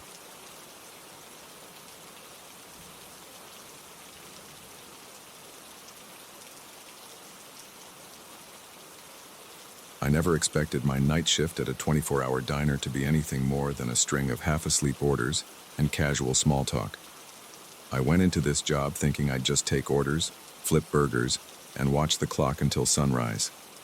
I didn't think I'd ever feel my heart pounding against my ribs while staring at a customer with sweaty palms. But that night, everything shifted. It taught me that even a late-night burger joint can become a stage for something unsettling. I want to lay it all out exactly as it happened, without embellishments or fancy words, because that's the only way I can make sense of it. I've been working the graveyard shift for about 6 months. I clock in at midnight and stay until 8 in the morning. Most nights are quiet. Occasionally, a few regulars wander in around 2 or 3 in the morning. They're usually taxi drivers, shift workers, or people coming from bars. I see them every night and they see me, and there's no big drama. I'm a pretty big guy and I don't spook easily, but there's something about the emptiness of the place after midnight that can make small things feel bigger. The silence can make any weird noise stand out. On a normal night, I settle into the rhythm, check the coffee pots, make sure the hot plates are stocked, restock the sauce packets, and wipe down the counters. That's my world. Sometimes my coworker from the previous shift leaves behind some undone tasks, so I pick up the slack. The place has a small dining area with 6 tables, a counter with 4 stools, and a back area where we do most of the cooking. Off to the side, there's a door that leads to a tiny office. The manager keeps petty cash and inventory records in there, plus some sensitive paperwork. There's also a small safe in the corner, though it doesn't hold much. Still, it's locked, and the door to that office is usually locked too, especially at night.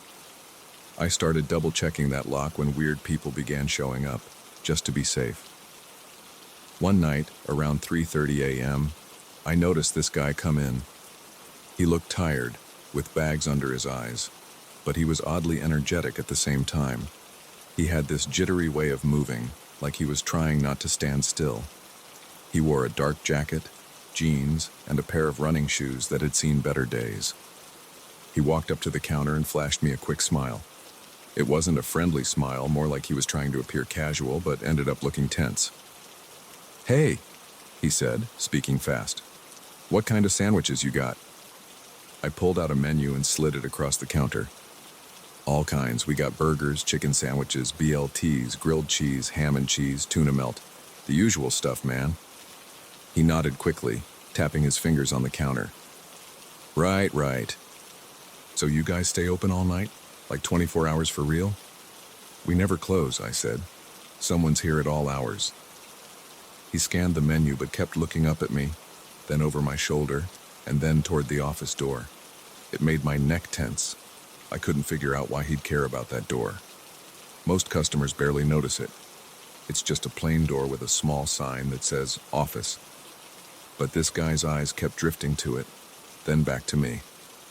"You guys get a lot of business at this time?" he asked, leaning in slightly. "Sometimes," I said, shrugging.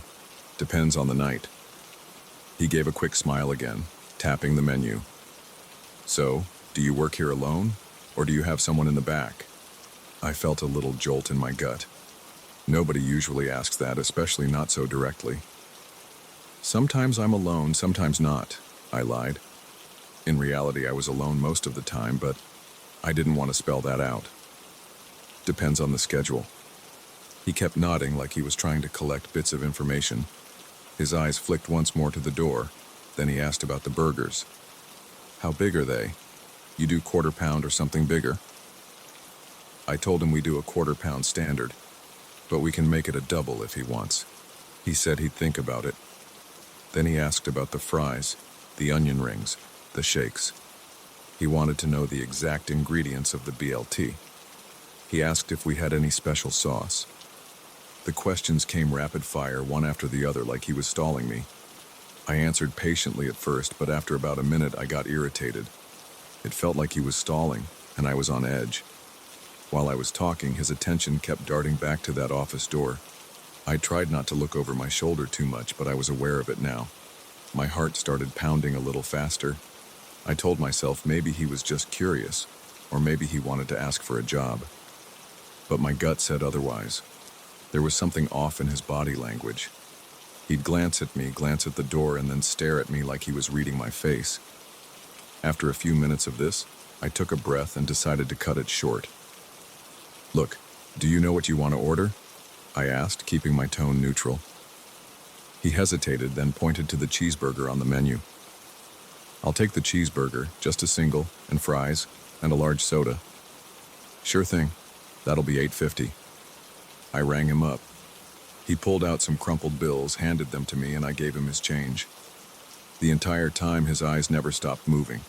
He took his receipt and stepped away from the counter. He didn't go to a table. Instead, he stood near the wall, kind of tucked in a corner, messing with his phone. But I noticed he wasn't really typing anything. He was mostly just looking up every few seconds. I went into the back to start on his burger. I have a small window there where I can still see part of the dining area, but not the corners. I tried to keep an eye on him. He stood there for a bit, glancing around. Then he looked out the window like he was checking the parking lot.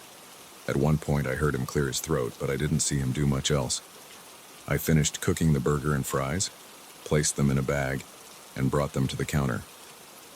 "Your order's ready," I said, trying to sound friendly.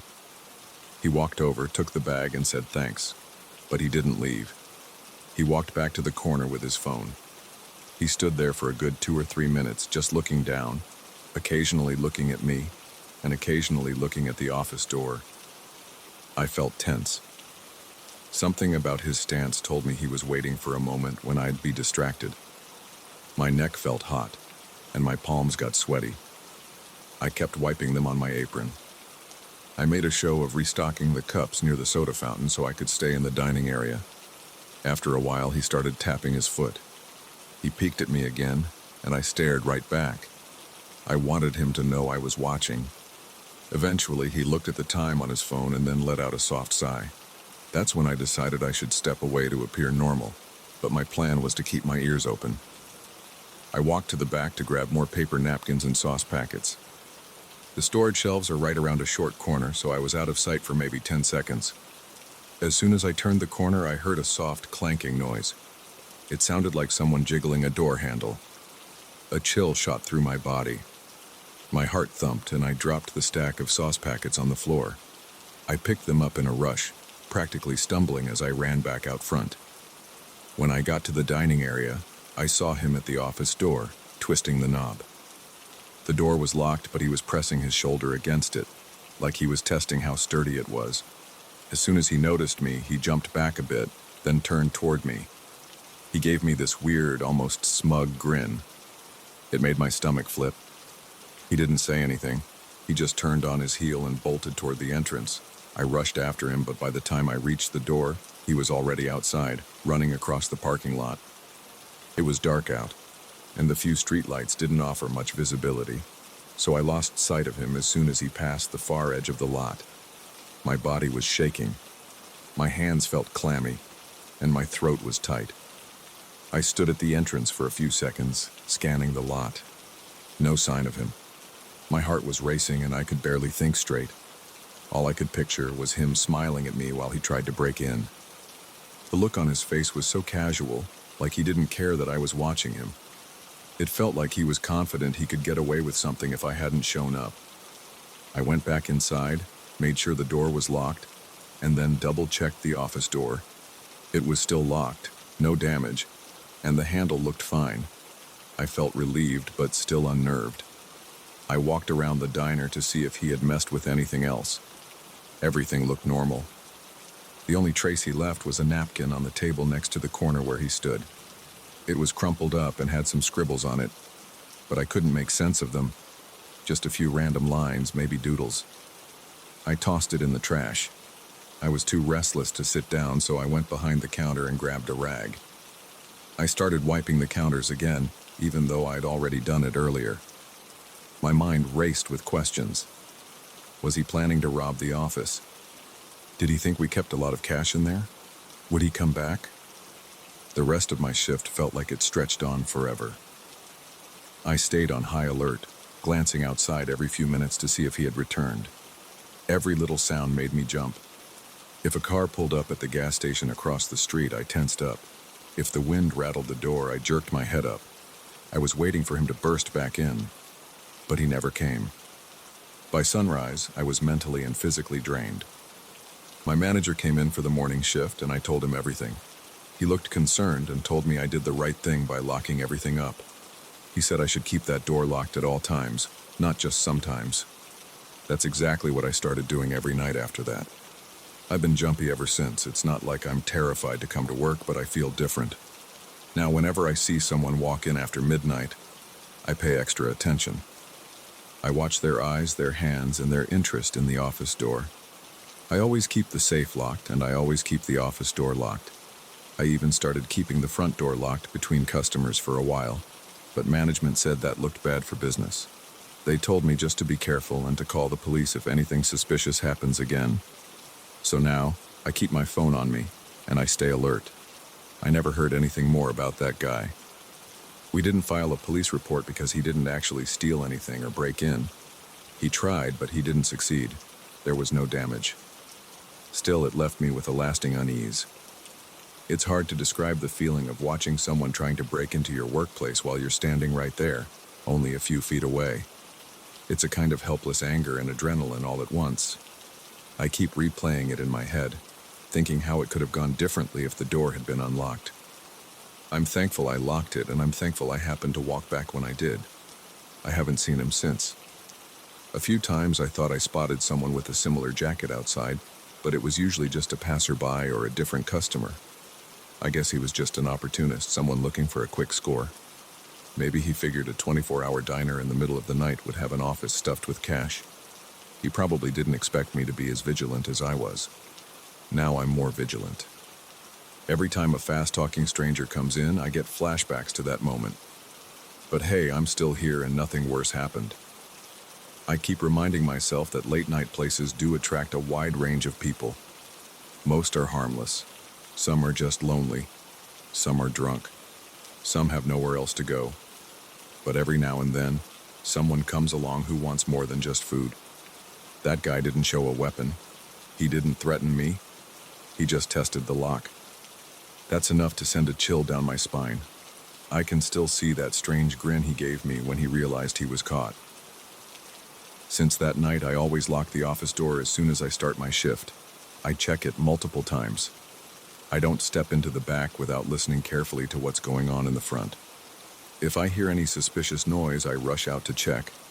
I'm not going to let anybody catch me off guard again. It's not like I can handle every dangerous situation on my own, but taking small precautions makes me feel a bit safer. We're not exactly in a high-crime area, but trouble can show up anywhere, especially after midnight.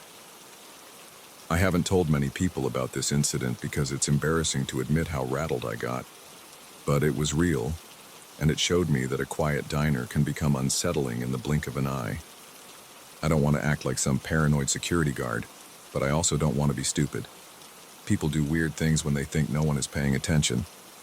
And at 3 a.m., they might assume the night shift guy is half asleep or too bored to notice. I hope that guy never comes back. I'm not sure what I'd do if he did. I'd probably call the cops right away. Maybe I'd confront him if I had no other choice, but I'd rather not. I just want to do my job without feeling like someone's waiting for me to slip up. In the meantime, I'll keep the office door locked, and I'll keep one eye on anyone who seems a little too curious. That's the best I can do.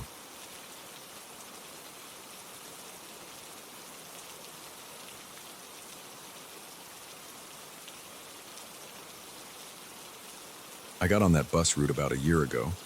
I had lost my old car after some mechanical issues that cost more than I could afford, so I started taking the bus to work again. At first, I felt uncomfortable. I wasn't used to the noise or the awkward eye contact with strangers anymore. But I had no choice. My job was too far to walk, and I wasn't looking for another job just yet. Every morning I stood at the same stop and waited. The bus often arrived late, and it was never a smooth ride. There were bumps, strong odors, and people shouting on their phones. Still, I tried to keep my head down and get through it. After a week or two, I noticed something strange. Even when the bus got crowded, there was a particular seat near the back that no one chose. People filled all the other seats first. Sometimes the driver had to tell people to move back so more riders could fit. But that seat, on the left side by the window, stayed empty. I remember standing in the aisle, squeezed between a group of teenagers on one side and a sleeping older guy on the other, and that empty seat just sat there. I thought it was weird, but figured maybe the cushion was torn or dirty. The next day, I paid more attention. I got on earlier than usual, so the bus wasn't that full. The seats in front started to fill up, and people moved further back. But as more people boarded at later stops, that one seat remained untouched. A couple of folks glanced at it. One woman even stepped closer, but she walked right past it and settled in another seat, which forced someone else to stand. I stared at the seat. It looked clean enough, no gum or spilled coffee. The cushion had a slight tear on one corner, but I saw worse damage on other seats that people still used. I started feeling curious. A few days went by, and that seat stayed empty every single time. Sometimes I'd see new riders approach it, but they paused and moved on. Older riders didn't even seem to look at it. It was like they already knew something. One morning, I asked a coworker who also took that bus if he noticed. He just shrugged. "I never paid attention," he said. "Probably just a coincidence." I tried to press him, but he didn't seem interested. He put on his headphones and shut me out. It bugged me. I wasn't chasing some dramatic mystery, but it felt off. Then came the day I decided to sit there. It was a Wednesday. I remember that because I was late for a team meeting. I got on the bus, found it crowded as usual, and noticed the seat was empty again. I stood in the aisle at first, feeling the sway of the bus as it pulled away from the curb. My bag kept bumping against someone's knee. After the second stop, more people piled in, and I was pushed even further back. I glanced around and saw that seat was still open. I hesitated. I felt a weird knot in my stomach, but I told myself I was being childish. It was just a bus seat. So I sat down. The moment I planted myself on that seat, the guy in front of me turned around. He was a young man in a gray hoodie. He looked at me, made a quick face, then stood up and moved 2 rows ahead.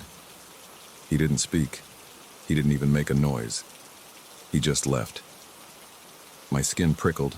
I could feel my heart rate spike. For a second, I thought maybe I smelled bad. I tried to sniff myself discreetly, but didn't notice anything unusual. Then I realized other people were staring too. Not everyone, but enough that I felt singled out. An older lady 2 seats down gave me a once-over. A man across the aisle looked straight at me, then looked away like he didn't want to get caught. I rested my arms on my knees and stared at the floor. It felt tense. My mouth got dry. Nobody said anything, but the atmosphere felt thick. I could almost hear my own breathing. The bus was moving, but I felt trapped. My eyes darted around. I noticed a few heads turned in my direction. Nobody looked friendly. My palms felt sweaty. I couldn't figure out what was happening. I thought about staying there just to prove something to myself. But as we reached the next stop, I couldn't take it anymore. I stood up, grabbed my bag, and stepped into the aisle. The relief was immediate. I wasn't pinned down by those stares anymore. Once I moved to a different seat, people stopped looking at me. At least, that's how it seemed. The man who had been glaring at me through the reflection in the window went back to playing on his phone. The older lady shifted her gaze to the front of the bus. It was like I had stopped mattering the instant I left that seat. My hands were still shaking. I had an uneasy feeling in my stomach, like I'd done something wrong. I spent the rest of the ride trying to calm down. I arrived at work feeling drained. I tried to focus on my job, but my mind kept drifting back to that weird moment. I took the same bus home that evening. I thought about checking that seat again, but the bus was packed and I ended up near the front. I couldn't see the back corner from there. As I stepped out at my stop, I glanced over my shoulder. Sure enough, that seat was empty, even though a bunch of people were standing. A guy was leaning against the pole by the back door, rubbing his tired eyes, but he didn't even glance at it. Over the next few days, I kept paying attention. The seat was always empty. No one sat there at all except for a couple of times when someone who was new to the route hopped on. But almost immediately, something weird happened. In one instance, I saw a man sit there, but the woman next to him got up and moved away. Then the man himself stood up a minute later and walked to the front, leaving the seat empty again. No words, no confrontation, just a quiet, tense shift. Another time, a guy in a business suit started to sit there, but he changed his mind halfway through. He put one knee on the seat, paused, then stood back up and moved across the aisle. I couldn't let this go. It was too strange. I even tried to bring it up with the bus driver one afternoon when we were stuck in traffic. I said something like, "Hey, did you notice people avoid that seat back there?" The driver gave me a quick look in the mirror and shrugged. He mumbled something about how he doesn't pay attention to small stuff. He told me to stand clear of the doors, and that was it. I felt a little silly for asking. My coworker kept shrugging it off too. He said, "You're probably imagining things," or "maybe the seat is uncomfortable." But he never sat there, and he never admitted noticing anything. No one else wanted to talk about it. I started feeling like I was the only one who cared. I felt this creeping paranoia, wondering if there was some story behind that seat. Maybe someone had an accident there, or maybe there was some rumor going around. But nobody told me anything. It was like a silent agreement among the regular riders. Don't mention that seat and don't sit there. I tried sitting there again 2 weeks later, just to see if anything had changed. This time I did it during a less crowded ride. It was mid-afternoon on a Thursday and the bus was only half full. I walked down the aisle and saw the seat empty. I felt my pulse quicken as I approached. My hands were clammy. My gut told me not to do it, but I made myself slide in anyway. The second I sat down, the guy across the aisle looked up from his phone. He didn't say a word, but he seemed uncomfortable. He shifted in his seat and glanced toward the front. A person 3 rows ahead leaned sideways to look back. I felt a chill on my neck. The seat itself felt normal. The cushion was firm. The window was a bit grimy, but so were all the windows. Yet my heart was pounding like I was doing something wrong. No one moved seats this time, but the tension was there. I felt like I was being watched. I tried to stare out the window, but my reflection spooked me. My face looked pale. My eyes were darting. I listened to the hum of the bus engine, the whoosh of passing cars, and the faint music from someone's headphones. I stayed there for maybe 10 minutes. Then I stood up and moved forward. As soon as I was gone, everything felt normal again. After that, I gave up on trying to sit in that seat. I didn't want to deal with those stares or that weird vibe anymore. Still, I couldn't stop wondering about it. I considered asking random passengers, but I didn't want to come off as a nutcase. People avoid small talk on buses as it is. Bringing up a creepy seat with strangers didn't seem like a good move. I also thought about checking with transit officials or looking online. But what would I even search for? Empty bus seat that everyone avoids for no reason? It sounded ridiculous. On a couple of occasions, I saw brand new riders sit there without hesitation. They were people I'd never seen before. The reaction was the same, though. Those around them would shift away or look uncomfortable. Sometimes the new rider would stay there the whole trip, looking confused by the tension, but no one ever said anything. Other times, they would get up midway. Then someone else would take a quick peek, but nobody regular ever sat there. It felt like an unspoken rule. I tried to watch if there was any physical reason. I checked for lumps in the seat, weird stains or broken springs. It looked fine. The back of the seat was worn, but so were many others on that bus. The overhead light worked normally. There was nothing special about the window either, aside from smudges. There wasn't a smell. I pressed my hand on the cushion, felt around the edges. Nothing. One day I sat near the seat on the opposite side of the aisle to observe. I saw an older man step onto the bus, pay his fare, and shuffle down the aisle. He stopped in front of that empty seat. I watched him stare at it. Then he glanced at the people around him. He seemed hesitant. Finally, he moved on and squeezed into a seat further down, next to a guy who looked annoyed. My arms broke out in goosebumps. There was this sense of isolation around that seat, like it had a bubble around it. I never found out the reason. Maybe there was some local story about it from years ago. Maybe someone had a traumatic experience in that spot. Maybe it was all in people's heads. Nobody ever explained it to me. When I tried to bring it up, people brushed me off or changed the subject. I got tired of pushing. I decided to let it be and just avoid the seat myself. Life kept moving on. I had bills to pay, errands to run, and a job that wore me out. I didn't have the energy to keep obsessing over a chair on a bus. But I never forgot the uncomfortable feeling when I sat there. That tightness in my chest, the prickling on my skin, the stiffness in my shoulders. There was a silent understanding among the regulars, or at least it seemed that way. They didn't want to talk about it, but they also didn't want to sit there. It was easier to leave it alone than to dig for answers. In the months that followed, I'd watch new people come and go. Some would sit there, then sense the weirdness. Others would avoid it without realizing why. It became part of the daily routine. Crowd files in, seats fill up, one seat remains empty. Now and then someone clueless takes it, and the same pattern happens. I've even seen that seat open up when there's no other place to sit, and people would rather stand in the aisle. It's realistic because it doesn't involve ghosts or big confrontations. It's just a small, consistent oddity that most people don't question. There's no drama beyond the immediate discomfort, no big explanation. In reality, things like this happen. People create unspoken rules or superstitions.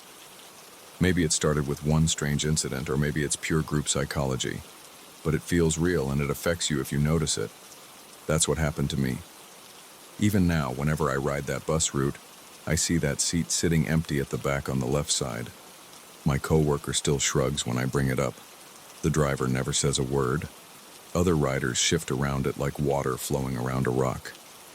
It just sits there, an ordinary seat with a small tear in the cushion and no official story behind it. And that's it. That's the entire mystery. I guess I learned that sometimes you don't get answers. Sometimes life moves on, and you either ignore the strange seat or let it drive you crazy. I'm not letting it drive me crazy anymore. I just don't sit there.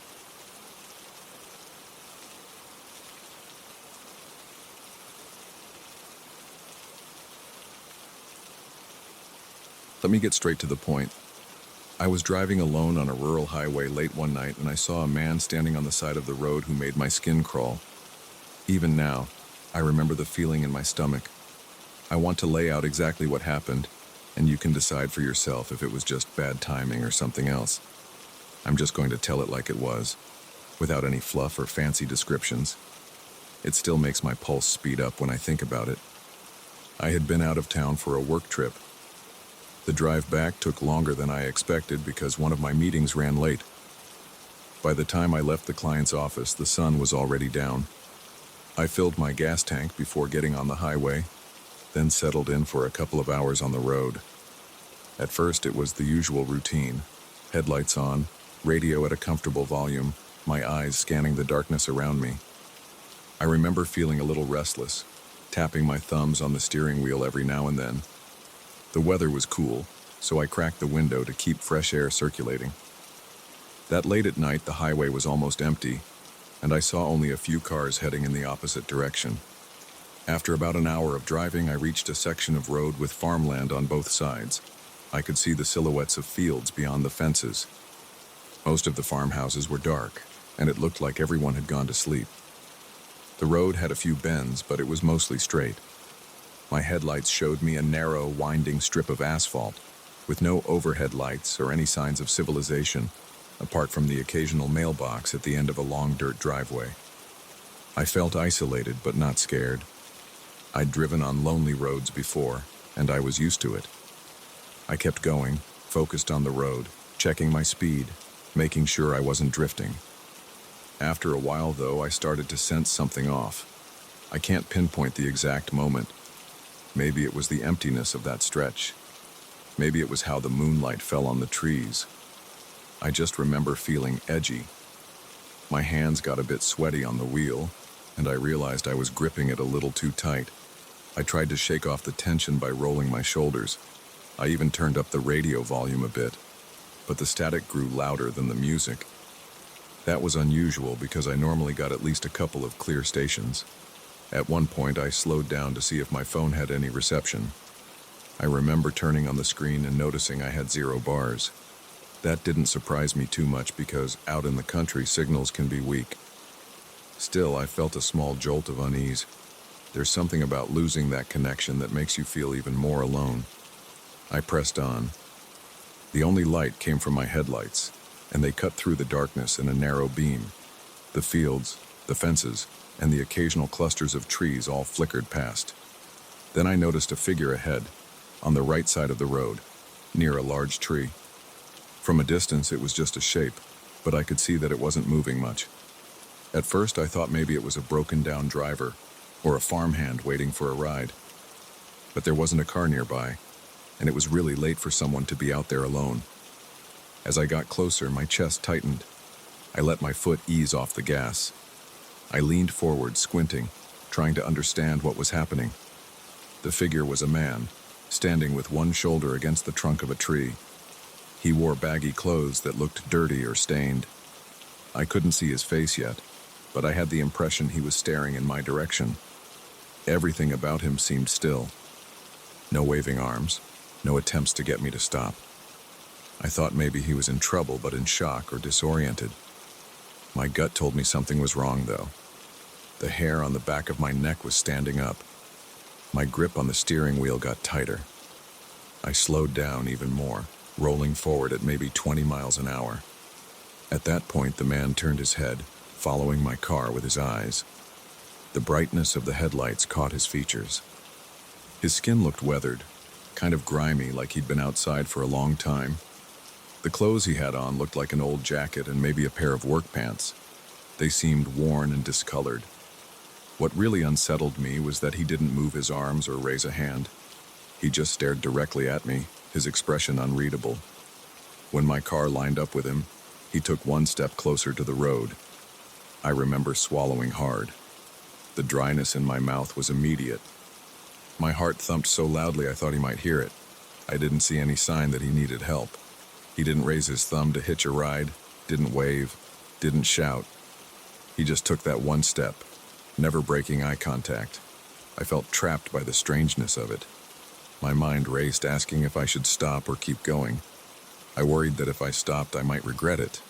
But part of me felt guilty at the idea of ignoring someone who might be in trouble.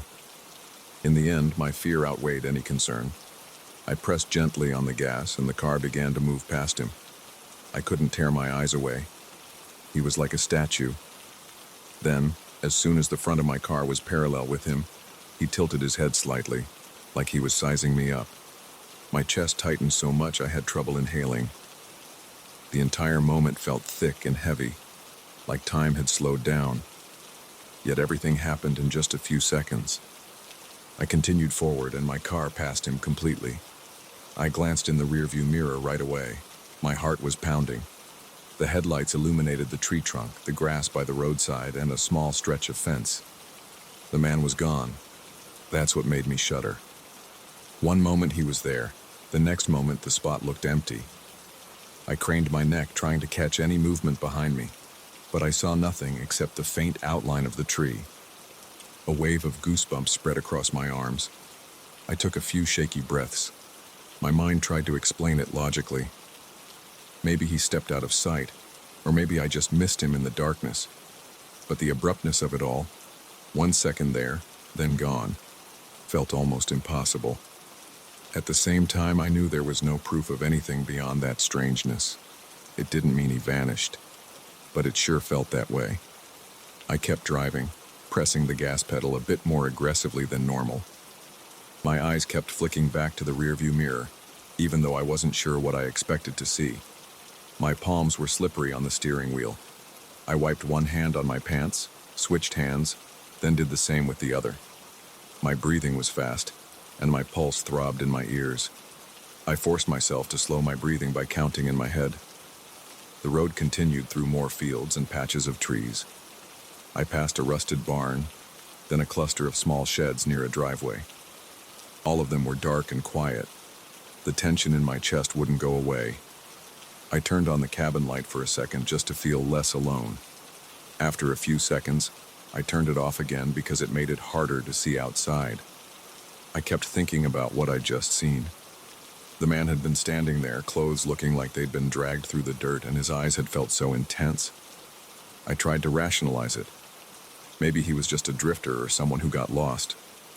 But why stare like that? Why step forward as though he wanted to stop me but not make a signal for help? I had no answers. About 10 minutes later, I came upon a small gas station. It was closed, but the parking lot had a couple of vending machines. I pulled in, parked under a dull overhead light, and cut the engine. I sat there for a minute, breathing heavily, trying to let the feeling pass.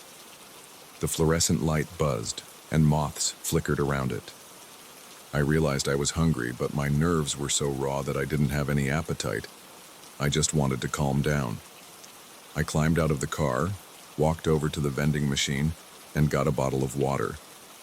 The air outside felt damp and cool, and I noticed my hands trembling slightly as I twisted the cap. I took a long drink. The water felt good, but my stomach still churned. I looked back at the road, half expecting to see a shadowy figure come into view. Nothing was there. The only sounds were the insects and the low hum of the vending machines. After a few minutes, I got back in my car and started the engine. I took off down the highway again, determined to put more distance between me and that stretch of road. I tried to find a radio station with some talk program or music, anything to keep my mind focused on normal stuff. The static was strong, but eventually I found a weak signal carrying some old rock songs. The rest of the drive was tense, but I didn't see anyone else on the roadside. Every time I rounded a bend, I caught myself bracing for a figure to appear. It didn't happen, though. Eventually, the farmland gave way to a few scattered houses and a small intersection with a blinking traffic light. When I reached that intersection, I felt a rush of relief. My body loosened up a bit, and I realized how stiff my shoulders had been. I made it home around midnight. The first thing I did was lock my car and check the windows in my house. I'm not usually so paranoid, but that night, I felt the need to be sure. Once inside, I kicked off my shoes, dropped my luggage, and headed straight to the bathroom to wash my face. The cold water on my skin helped me feel more grounded. I caught my own reflection in the mirror, and I saw that I looked rattled. My eyes were wide, my face a little pale. I didn't sleep well that night. I kept picturing the man stepping out toward my car, his eyes steady on me. I'd jerk awake every few hours, my heart racing. The next day I got up early, made some coffee, and tried to put it out of my mind. I figured it was just one of those weird experiences on the road. Maybe I should have called the local sheriff's office to report a suspicious person, but I didn't have a license plate or anything to give them, and he hadn't exactly committed a crime.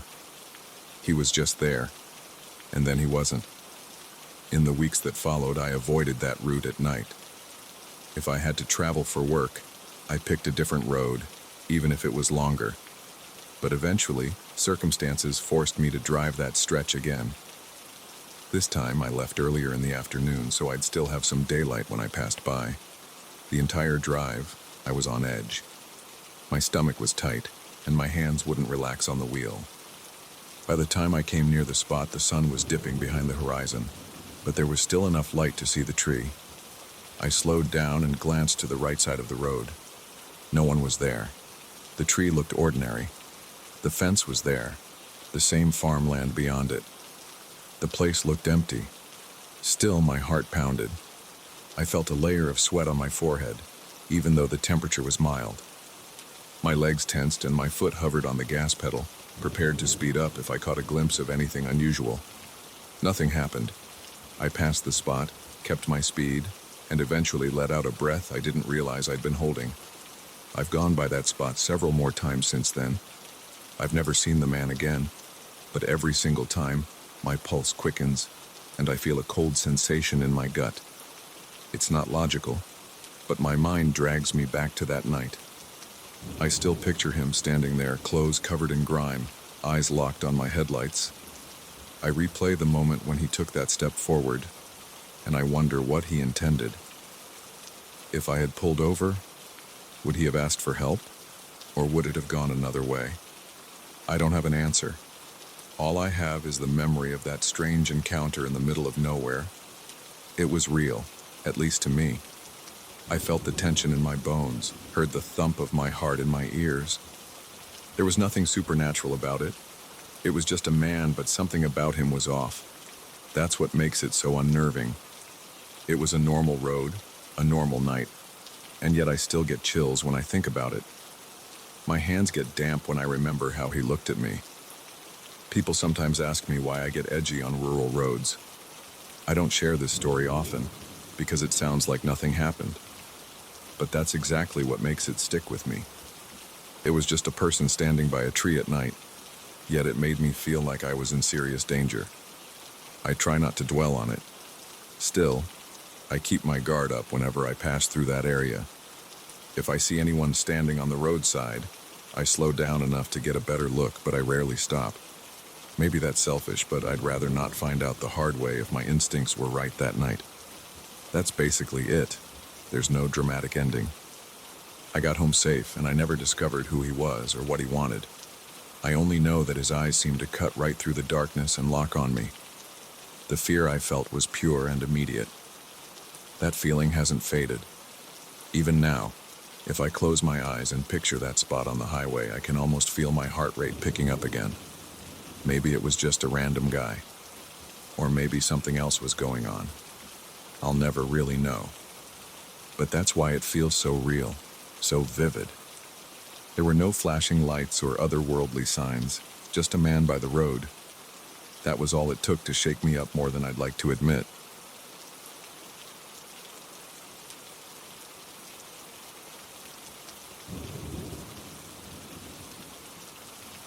I never thought a few words on a wall could shake me, but I was wrong. The day I first stepped into that basement studio, I felt certain I'd found a hidden gem. It was quiet down there, with thick walls and floors that blocked out the city noise. I wanted a space to practice and record, and it seemed perfect. Then I found those messages and everything changed. I'm going to walk you through what happened, step by step, the way I remember it. I'm not adding any fancy touches or deep insights. I'll just tell you what I did, what I saw, and how I felt in the moment. I discovered this place through an online ad. It showed a few photos of a cramped but serviceable room with exposed pipes in the ceiling and foam panels on some of the walls. The ad mentioned good acoustics, cheap rent, and no neighbors to complain about noise. I had a small home studio before, but my neighbors always got annoyed if I recorded late. So a basement with actual insulation sounded perfect. I emailed the building manager and we arranged a time to check it out. When I first saw the building, it looked a bit run down. The lobby was plain, with dull tile floors and fluorescent lights. The manager was an older guy wearing a faded polo shirt. He led me to the back of the lobby, then down a flight of concrete stairs. The smell changed at the bottom. It was damp, sort of musty, but not too strong. The hallway had a few doors on the left, all closed, and pipes ran along the ceiling. We stopped at the last door. Inside, it wasn't pretty, but it had enough space for my gear. The foam panels on the wall had small tiers, and a few cables lay in a corner. There was a single overhead light fixture with a flickering fluorescent tube. The manager said I could replace it if I wanted. I tapped my foot on the floor. Solid concrete. Sound wouldn't travel far. This was exactly what I needed. I signed the rental papers a few days later. The price was low, and the manager seemed happy to finally have someone use the studio again. He told me it had been empty for months. That made sense. It wasn't a glamorous spot, and it probably took a specific type of tenant to want a basement studio. I liked the isolation. On my first official day as a renter, I carried my monitors, interface, and a few instruments down the stairs. I also brought cleaning supplies. The walls looked grimy and the floor needed sweeping. I wanted to set things up right away, so I dropped off my gear, then knelt down to clear dust from the corners. I remember hearing my breath echo slightly. It was a small space, but the reverb was noticeable. I liked that. Felt like a real studio environment. I was wiping the wall near the door when I saw the words. They were in thin black marker, off to the side, about knee-high. "Have you heard his voice?" At first I thought it was just some leftover graffiti. I squinted at it and noticed the letters were shaky, like someone wrote them in a hurry. It looked more like a question than a random phrase. I shrugged it off. I'd seen weirder stuff in rehearsal spaces. People love writing nonsense on walls. It didn't creep me out yet. It just felt weirdly specific, but I focused on cleaning. After a few hours, I got most of the dust out. I set up my monitors on a sturdy table I'd brought and plugged them in. I placed my mic stand in a corner and laid some cables. I tested everything. The place had decent acoustics, just like the ad said. The overhead light still flickered occasionally. I tried tapping the fixture, but it didn't help. I thought maybe I'd replace it eventually or bring in a lamp. I spent the next few days hauling more instruments. By the end of the week, I had everything. A keyboard, a couple of guitars, a small drum machine, plus some chairs. The environment was quiet except for the soft hum of a ventilation pipe. The caretaker, not the manager but a younger guy in overalls, passed by a couple of times. He was usually mopping the hallway or checking the pipes. He barely spoke, just nodded at me. Then came the night I stayed late to do a test recording. The building was mostly empty after 7 p.m. I got there around 6, set up my mic and started playing around with some loops. I didn't notice anything odd for about an hour. I recorded a simple guitar piece, then tested some vocal lines. I paused to listen back through my headphones, and that's when I realized how silent the corridor had become. That wasn't unusual, but the silence felt heavy. By around 8:30 p.m., I began wrapping up. I walked toward the wall with the lights, turning them off one by one. The overhead flickered and hummed. I flicked the switch and the room dimmed, leaving a soft glow from the hallway bulb. As I went to unplug my equipment, I noticed something on the floor near my desk. I knelt down. In red marker, the words, "He saw you." They were about the same size as the black writing on the wall. My first reaction was confusion, then a sudden spike of panic. My chest tightened, and my heart pounded. I looked around, but I was alone. I picked up a nearby rag and some spray cleaner, trying to wipe it. The red marker smeared a little, but didn't come off. My hand shook, and I felt this sense of being watched, like I wasn't alone in that basement. I rubbed harder, but the mark wouldn't fully disappear. I grabbed my phone and used its flashlight to scan the rest of the floor. I didn't see any other messages. I checked the corners, under my table, behind my equipment. Nothing else was there. I didn't hear footsteps or voices. The caretaker hadn't come in that entire time, as far as I knew. I felt my pulse racing. I was breathing fast, and my palms were sweaty. I decided to get out of there. I shut off the rest of the lights, locked the door, and hurried up the stairs. I didn't see anyone in the hallway or the lobby. The building seemed deserted. That night, I slept poorly. I tried telling myself it was just some leftover graffiti, but I couldn't shake the thought that it looked fresh, like someone had done it recently. The next morning, I went back earlier than usual.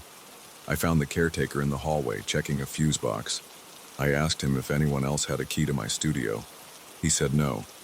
I asked if he'd seen anyone go in or out. He said no. He told me the studio hadn't been rented for months before me, and he never saw visitors around. The caretaker looked puzzled when I mentioned the writing. He just shrugged and said he hadn't seen or heard anything. I tried scrubbing the messages again. The black text on the wall faded slightly, but the words were still visible. The red marker on the floor looked stubborn, like it had stained the concrete. I got down on my knees, used a tougher sponge, but it only blurred the edges of the letters. The shape remained. He saw you. I felt uneasy the entire time. Every sound in the hallway made me jump. My mind started wandering. Who was he? Why would someone write that? For the next few days, I kept busy with my music. I tried to ignore those marks, but they were always in the corner of my eye. Sometimes I moved my equipment so I wouldn't have to look at the writing on the floor. Other times I taped a piece of cardboard over the words on the wall, but I knew they were still there. The caretaker's reassurance didn't do much for me. I kept thinking someone had a key, or someone was slipping in whenever I took a break. One afternoon, I decided to talk to the building manager again. I went upstairs, found him in the small office by the lobby. I told him about the writing. He seemed surprised but calm. He said the last tenant was a musician as well, but that guy left months ago. He never complained or mentioned anything strange. The manager also insisted nobody else had rented the space since. He offered to lend me some paint to cover the graffiti if it bothered me. That was when I realized I was on my own. There was no big explanation, just me and those words. I painted over the writing on the wall with a small can of white paint. It mostly covered the black letters, but I could still see a faint outline if I looked closely. The floor was a bigger problem. I tried painting it too, but the red marker bled through the first coat.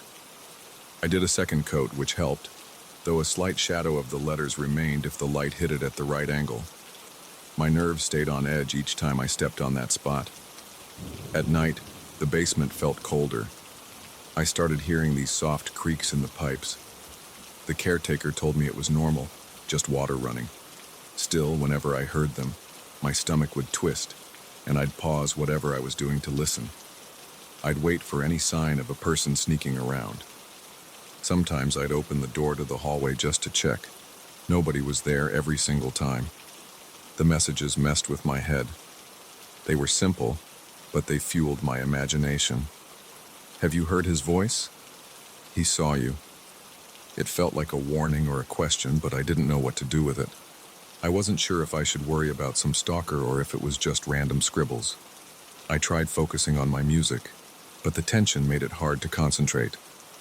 My recording sounded lifeless. My mind wasn't in the right place. After a month, I started dreading my visits. That basement smell felt suffocating. I noticed every flicker of the overhead light. I caught myself glancing over my shoulder. Even when the caretaker was around, I felt exposed, like the walls had eyes. I resented this feeling. I'd rented this space to create, not to stress about strangers or cryptic notes. One evening, I decided I'd had enough. I packed up my main equipment, microphones, guitars, a small mixer. I left some cheaper stuff behind, planning to get it later. My hands were trembling as I carried boxes up the stairs. I kept listening for footsteps behind me. My scalp tingled every time I heard the echo of my own steps. When I reached the lobby, I felt relief wash over me. The next morning, I canceled the rental. I told the building manager I had found another location that fit my schedule better. He didn't push. He just said he understood and that he'd keep my deposit if I left before the contract ended. I accepted that. I didn't want to argue. I wanted to get out of there. I went back one last time to collect my remaining gear. The caretaker saw me in the hallway and asked if something was wrong. I said I just needed a different space with more ventilation.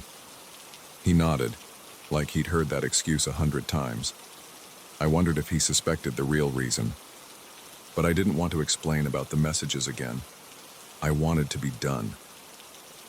Walking into the studio, I saw the faint marks on the wall where I'd painted. They were almost impossible to read now. The spot on the floor was covered by an old rug I had laid down. I folded the rug and packed it up. Underneath, I glimpsed the faint red letters one more time. It made my heart pound again. I hurried. When I carried the last box out, I gave a final glance at the empty room.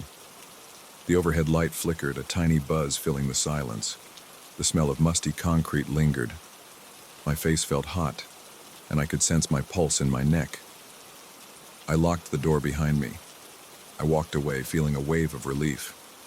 No more scrawled words, no more weird chills, no more musty basement. I told myself it was all just random vandalism from a previous tenant, probably some stressed-out musician who wrote nonsense on the walls. That explanation makes sense. The manager said nobody else was in there, so maybe it was old. Could have been overlooked until I noticed it. The fear came from not knowing. That's it. But still, every time I recall that red phrase, I feel a knot in my stomach. He saw you. I can't explain why it bothered me so much, but it did. I never went back to that building. I don't have any ghost stories or proof of intruders. It could have just been leftover graffiti. Yet I remember the feeling of panic, the sweaty palms, the way my eyes darted to every shadow. It felt real to me, and that was enough to make me leave. That's my story. No dramatic ending, no revelations. Just a basement studio, strange words on a wall, and me walking away before anything worse happened. Some people might laugh at that, but I don't care. I still don't want to see those words again.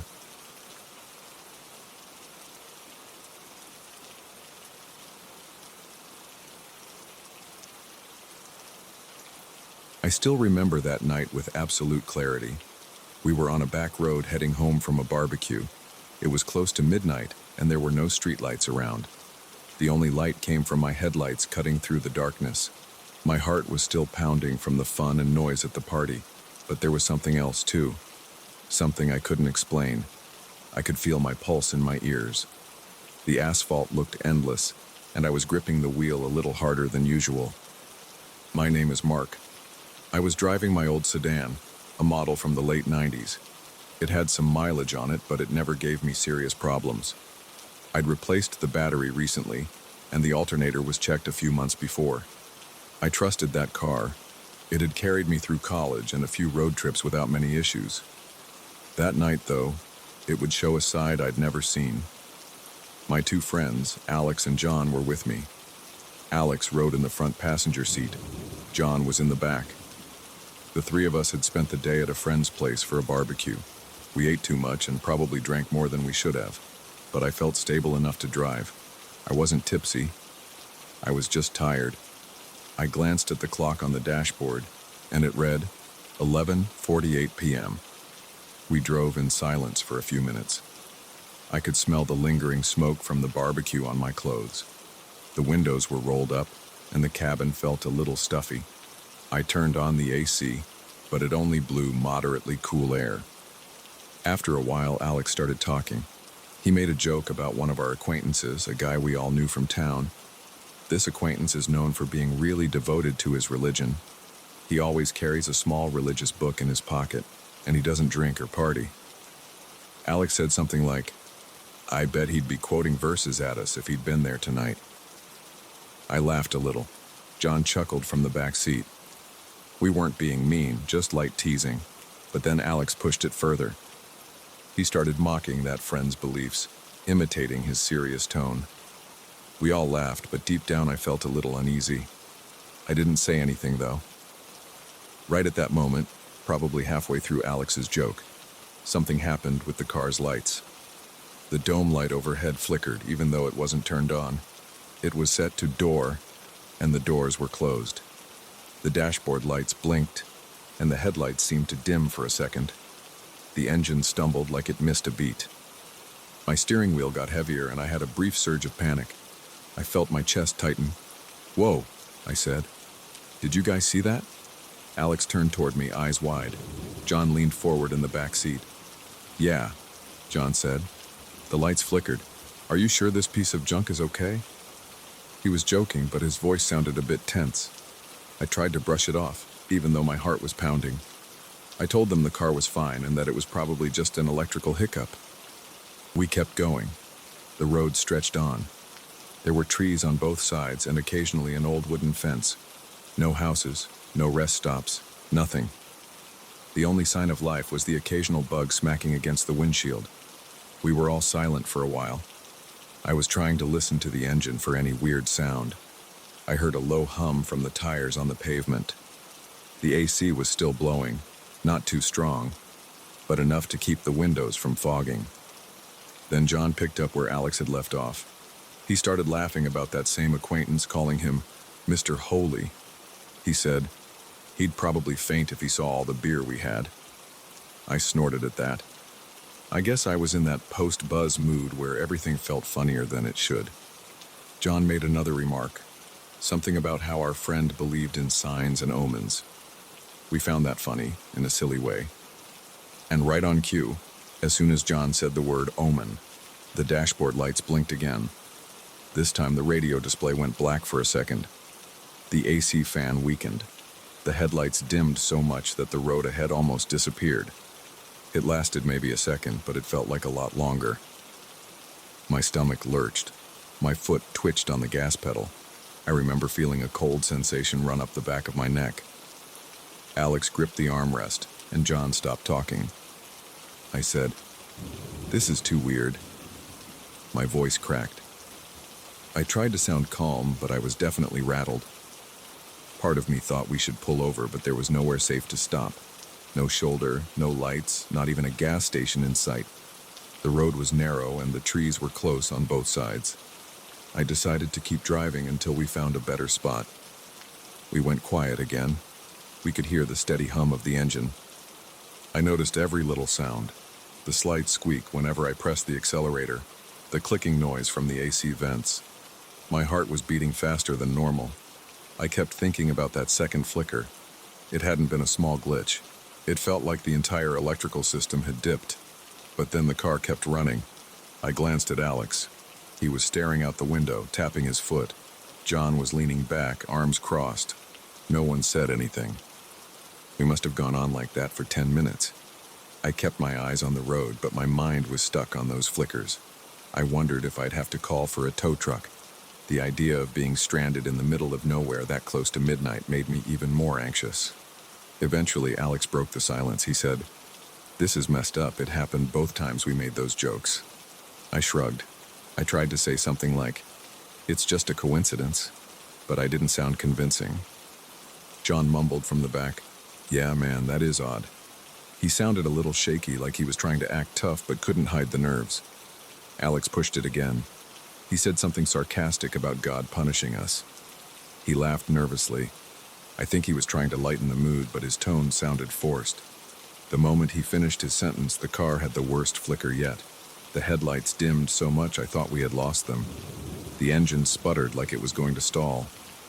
The speedometer needle dropped for a second. The entire cabin went dark except for a faint glow from the hazard light button. I gripped the wheel with both hands. My arms felt tight.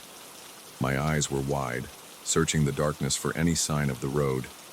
In my head, I shouted at the car, "Don't die now!" My heart pounded against my ribcage and I felt sweat forming on my forehead. It was hot in the car, even though the AC was on. Alex cursed under his breath and John yelled, "What the hell?" After a second or two, everything came back. The dashboard lit up, the engine caught its rhythm again, and the headlights returned to normal. I could feel my breath coming in short bursts. I tried to force myself to calm down. I reached for a bottle of water that was in the cup holder, took a long swig, and my hand was trembling. "That's it," I said, trying to keep my voice steady. "No more jokes about that stuff." Alex and John were quiet. I think we all agreed without saying it out loud.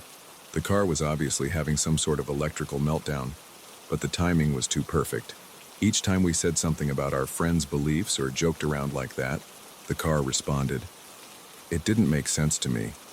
Part of me wanted to think it was just a short circuit, but another part of me felt uneasy. We drove on. Nobody said a word about our friend or religion or anything like that. After a few minutes, I started noticing that the lights were stable again. The engine sounded smooth, the dashboard was bright, and nothing was flickering. The tension in my neck eased a bit. I relaxed my shoulders and took a deep breath. I kept thinking, maybe it's fixed now. Maybe it was just a loose wire or something that settled. 10 more minutes passed without any issues. We saw a small sign pointing toward the main highway. Finally, we reached an intersection with a few lights. That felt like a relief. We turned onto the main road and I felt safer.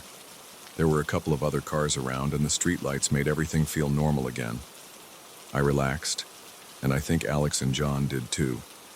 We started talking about random stuff, but we avoided the topic of religion or our acquaintance. We stuck to safe subjects like sports and how we missed the last big game. When we arrived in town, I dropped John off first. He lived near a quiet block with old houses. I waited until he got in his front door, then I drove Alex to his place. On the way to Alex's house, we barely spoke. I think we were both replaying the drive in our minds. I remember looking at him and seeing the tension in his jaw.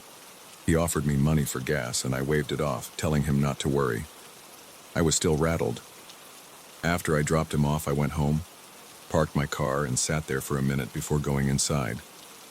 I was sweaty, and my heart was still beating hard. I locked the doors, feeling unsure. The next morning, I got up early. I felt like I needed to figure out what happened. I took my car to a local mechanic, a guy named Rick I've known for years. I explained the symptoms: the dashboard lights flickering, the headlights dimming, the engine nearly stalling. I told him the battery and alternator were fairly new. He popped the hood and checked the cables, tested the electrical system, ran a diagnostic. After an hour, he said he couldn't find any issues. Everything looked fine. No error codes, no loose wires, no weird voltage drops. He shrugged and said, "Could have been a one-time glitch." That answer didn't satisfy me, but I had to accept it. I drove the car around town that day, trying to make it flicker again.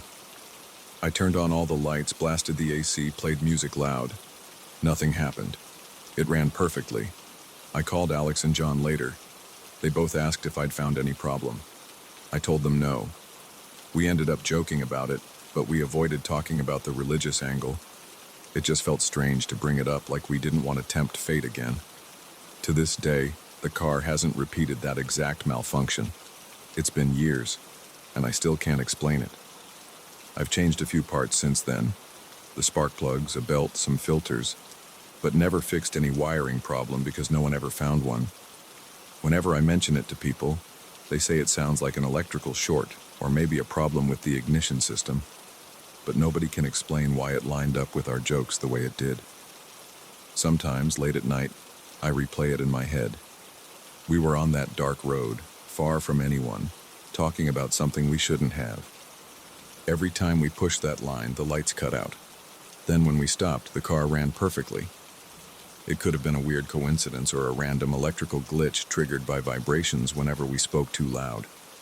But it was consistent enough to freak us out. Why is it realistic? Because every part of it could be a mechanical issue. Cars have odd problems sometimes. Wiring can fail. Connections can be loose. It might have been a small short that got jostled when we talked or moved around in our seats. There was no ghost, no shadowy figure, no final explosion. Nobody died. But that coincidence made it feel like something wanted us to stop talking. Even after all these years, I still don't have a better explanation. It could have been the wiring. It could have been something else. All I know is that it happened, and I don't want to repeat that experiment. I've learned to be careful with what I say, especially on lonely roads late at night.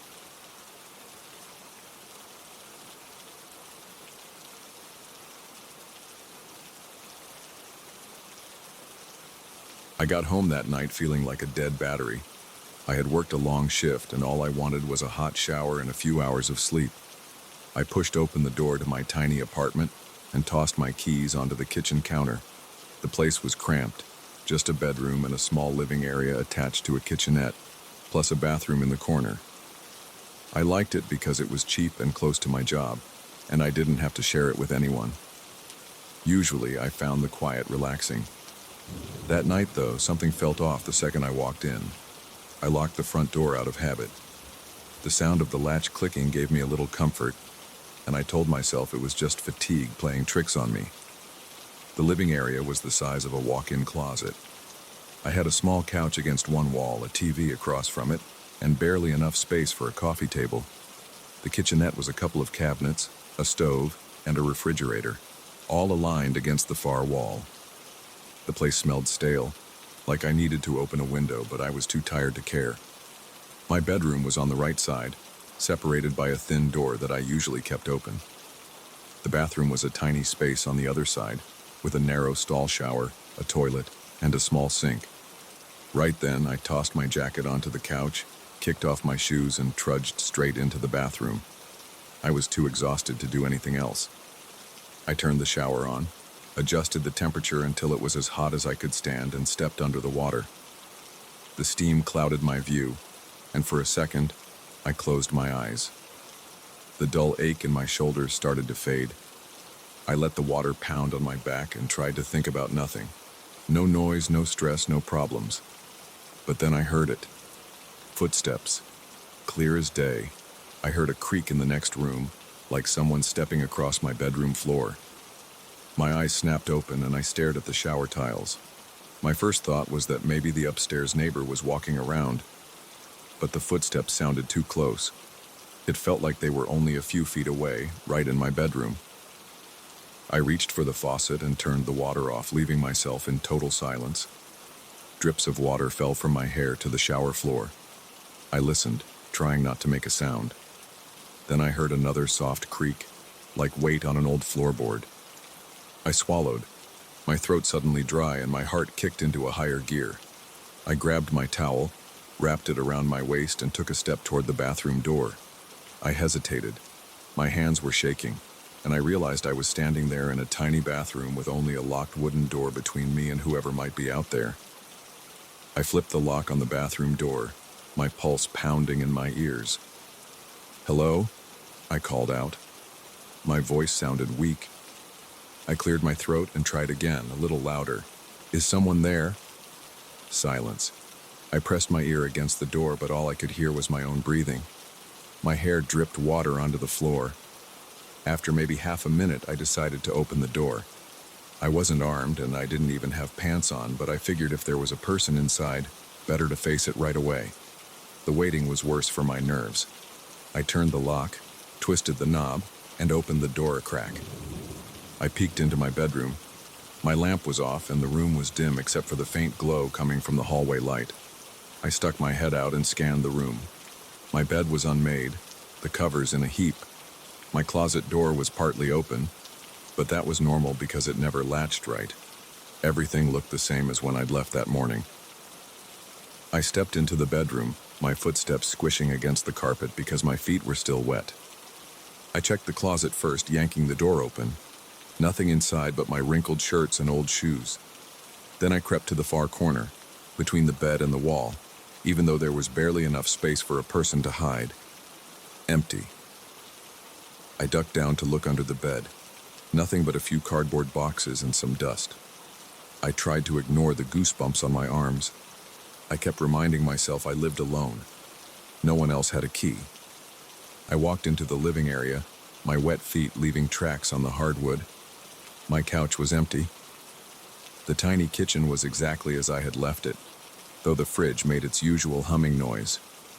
I checked the door to the apartment, still locked from the inside. I felt my shoulders relax a bit. I told myself I must have imagined it, or maybe it was the pipes expanding. Old buildings do that all the time, especially when the weather changes.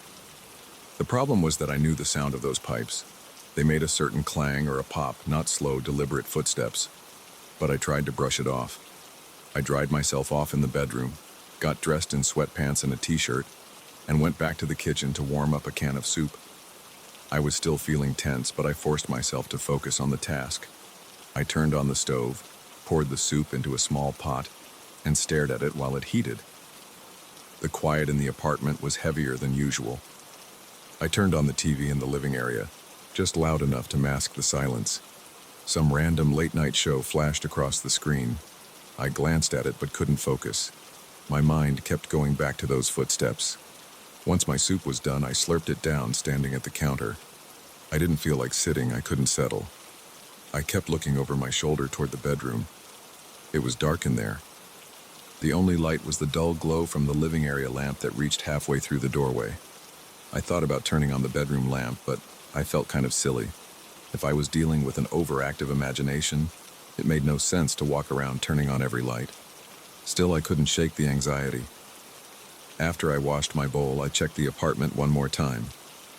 I looked in the bathroom, peeked behind the shower curtain, checked under the sink even though no one could fit in there. I looked under the couch. I glanced through the tiny coat closet near the front door. Nothing. I felt a little better. I locked the door from the inside again, then headed to bed. It was only about 10:30 p.m., but I was already beyond tired. My body was worn out from work.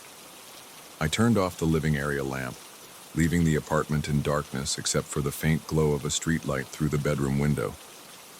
I lay in bed, pulled the covers up to my chest, and closed my eyes. For a while, I just listened to the faint sounds outside.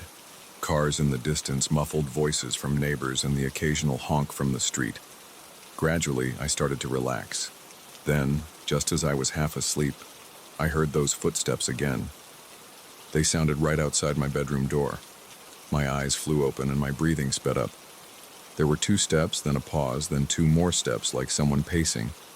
My body went cold. I slowly sat up in bed, trying not to make any sudden sounds. The bedroom door was open so I could see the faint outline of the hallway. Nothing moved there. My heart hammered so loud I thought it might echo. The steps sounded heavier this time. I fumbled for my phone on the nightstand and turned on the screen to light up the area. I didn't see anything in the doorframe. My hand was shaking so much I almost dropped my phone. I was debating whether to call the police, but what would I say? I hear footsteps, but there's nobody here. They'd come and look around, probably find nothing. I slid out of bed, trying to be as quiet as possible. My bare feet touched the cold floor. I gripped my phone and inched toward the open bedroom door. My knees felt weak. I peeked into the hallway. It was dark, and I could just barely make out the shapes of furniture in the living area. I took a slow, careful step into the hallway. The air felt chilly. I listened, holding my breath. I didn't hear anything except the thumping of my own heart. I flipped on the hallway light. The living area looked empty. The front door was still closed. I crept across the living room, checking every corner. I stood there for a minute, my phone in my hand, scanning the space. Nothing. No one.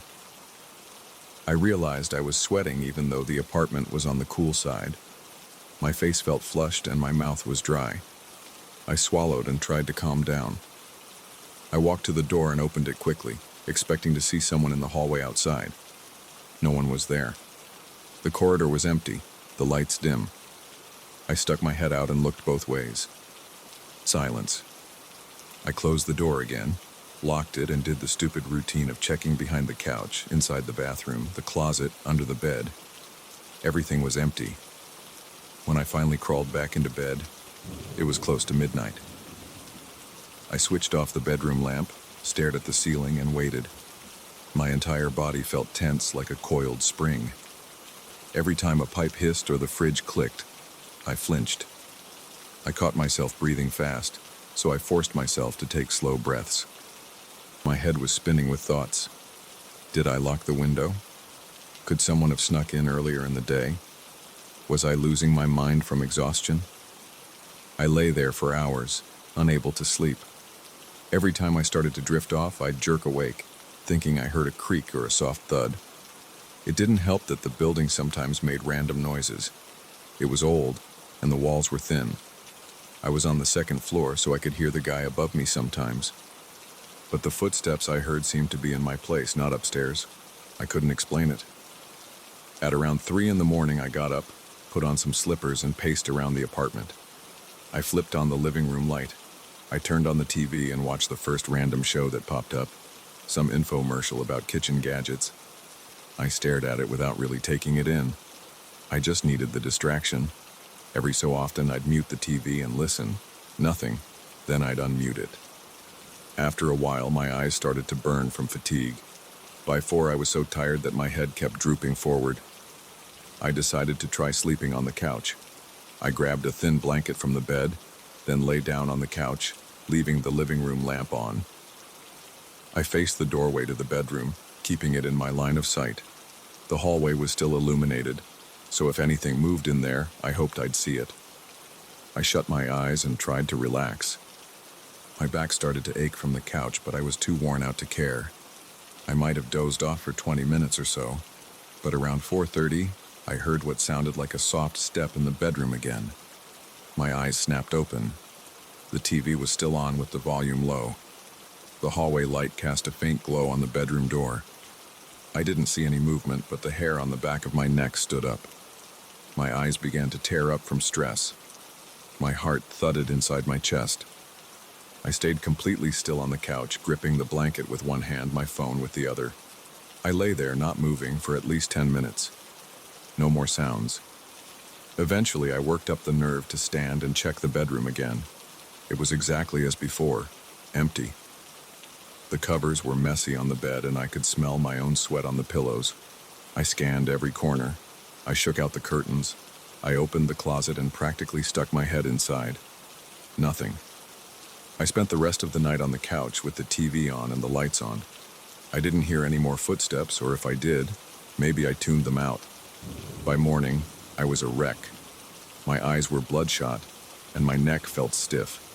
I paced around, checking everything again, but it was all normal. No signs of a break-in, no random items moved, no footprints on the floor, just my own footprints from earlier. It was one of those experiences that made my mind go in circles. Maybe it was the pipes, or maybe the upstairs neighbor was walking around in a pattern that tricked my ears. Maybe the floors were expanding with the temperature changes. There was no proof of anything else, but I couldn't shake the feeling that those footsteps were in my bedroom, not upstairs. I had no reason to believe in anything supernatural, but I couldn't explain it either.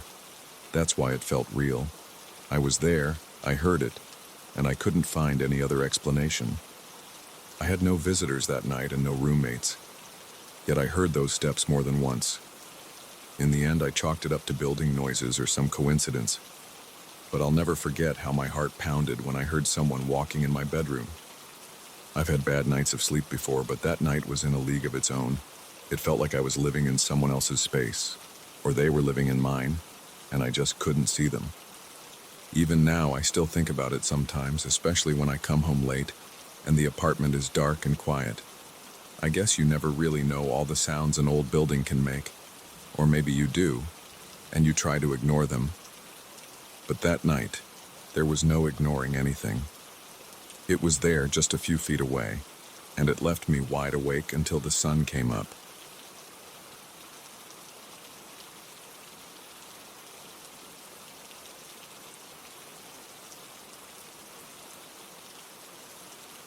I drove into that region expecting a quiet trip and a few eerie photos. I never thought I'd end up alone in the darkness, listening to a whistle that felt like it was wrapped around my bones. I'm an amateur photographer who chases rumors of ghosts and odd events in my spare time. Usually I find drafty old houses or odd lights. This time was different. The land was empty, the sky was huge, and the air felt like it was holding its breath. That first night, when I heard the whistle outside my tent, I realized I was somewhere that didn't follow normal rules. I arrived in the afternoon on a dusty road that seemed to stretch on forever. Large fields, pale green and dotted with small rocks, spread out on both sides. There were no neighbors, no farms, no animals, just wind through the tall grass. The only signs of life I noticed were a few brown shrubs and maybe a hawk or two circling overhead. The sun sat high and the heat came off the earth in waves. I felt sweat gathering on my neck even with the car window down. I kept driving, looking for a good spot to set up camp. My goal was simple. I wanted to photograph any sign of the rumored spirit that was said to whistle at night. Locals in the closest town had warned me. They said the whistle drew people away from safety, or sometimes marked them, but they didn't have details. They just shrugged and shook their heads when I pressed for more information. They told me no one ever stayed out there for too long. I thought it sounded like an old story repeated for a tourist's benefit, so I tried to act casual about it. Inside, I was excited. I found a small clearing near a group of weathered boulders. Those rocks looked like they had been there forever, shaped by harsh winds that never seemed to stop. I parked my car close to them and pitched my tent in the shade. The wind picked up a bit, making the tall grass roll like a slow wave. The car radio wouldn't tune to any stations. I tried my phone, but there was no signal. I decided to accept the isolation. The first day passed calmly. I walked around with my camera, taking pictures of the landscape. Nothing unusual happened. The sun was bright and the heat made the horizon shimmer. I looked for signs of footprints or older campsites, but I saw only scattered rocks, some broken branches, and endless grass. By late afternoon, the wind started to cool. I took out a small camp stove and heated some canned soup. I watched the sun sink behind the hills. The colors in the sky looked clear and sharp with streaks of orange and red. I turned on a flashlight and settled inside my tent, ready to wait. My camera was loaded with fresh batteries and I had an audio recorder just in case. The night started quietly. I heard crickets chirping, felt the wind tug at the tent, and occasionally heard the sound of dried grass rubbing against itself. Around midnight, I caught it for the first time. A faint whistle. I got up immediately thinking maybe it was just the wind squeezing through the rocks. It had a steady rhythm though, and it rose and fell like a simple tune. I grabbed my flashlight, unzipped the tent, and stepped out. The moon lit up the field, so I didn't need much extra light. I tried to pinpoint where the sound was coming from, but it echoed across the wide space. I moved around the boulders and scanned the horizon. I saw nothing. Grass, rocks, and a faint line of hills in the distance. The whistle faded, then started up again. It was definitely closer now. My skin tingled. I tried to keep my breathing steady. I lifted my camera and took a few shots, hoping the flash might catch something. I waited. I felt the hair on my arms stand up. Then the whistle stopped. There was silence except for my own breathing. After a while, I went back to my tent, feeling uneasy. I decided to record a few notes in my audio recorder. While I spoke, I realized my voice was shaky. My neck felt stiff, and my stomach churned with tension. Eventually, I managed to doze off. The next morning, I woke to a warm beam of sunlight on my face. It felt surreal, like I'd imagined the entire thing. The day was normal again. The sky was clear, and the grass swayed gently. I ate a quick breakfast, then played back my audio recorder. I heard my own voice describing the whistle, but I couldn't actually hear the sound itself. It was missing from the recording. That struck me as odd. Usually, background noises come through, even if faint. I tried to brush off the disappointment and decided to explore further on foot. I walked for about an hour toward the low hills, carrying my camera and some water. The landscape never changed much. It was all grass and stone. The wind touched everything. I kept alert, scanning the horizon for any person or animal. At one point, I spotted a few large birds in the distance, but that was it. Around midday, I took a break and drank water near a cluster of rocks. I noticed some shallow scratches on the stones like old carvings, but they looked natural. The sun was intense, so I headed back to camp. By late afternoon, clouds drifted in. The wind picked up speed, making the tent flaps snap. I could feel the tension in the air like a storm might come. I decided to set up my tripod and see if I could get any shots of the landscape under the approaching clouds. As I focused my camera, my hands shook a little. I realized I was thinking about the previous night's whistle and feeling uneasy about the hours ahead. When darkness fell, I sat on a camp stool outside my tent. I turned off my flashlight and let my eyes adjust to the moonlit plain. My heart beat faster as time crawled by. I was waiting for that whistle. I felt exposed in the open space, but I wanted a clear view of anything that might appear. For a while, nothing happened. The wind rustled through the grass and I heard a few distant creaks from the rocks. Then I noticed a faint tone drifting on the breeze. It was the same whistle, steady, a bit deeper this time. My jaw clenched. I tried to stay calm. I picked up my camera and aimed it in the direction of the sound, but I couldn't see movement. The whistle got louder, and it changed pitch, like it was responding to my presence. I stood up, stepping away from the tent. My body felt rigid, my pulse pounding in my ears. I tried to talk out loud, asking who was there. My voice cracked. The whistle paused, then started again, almost playful.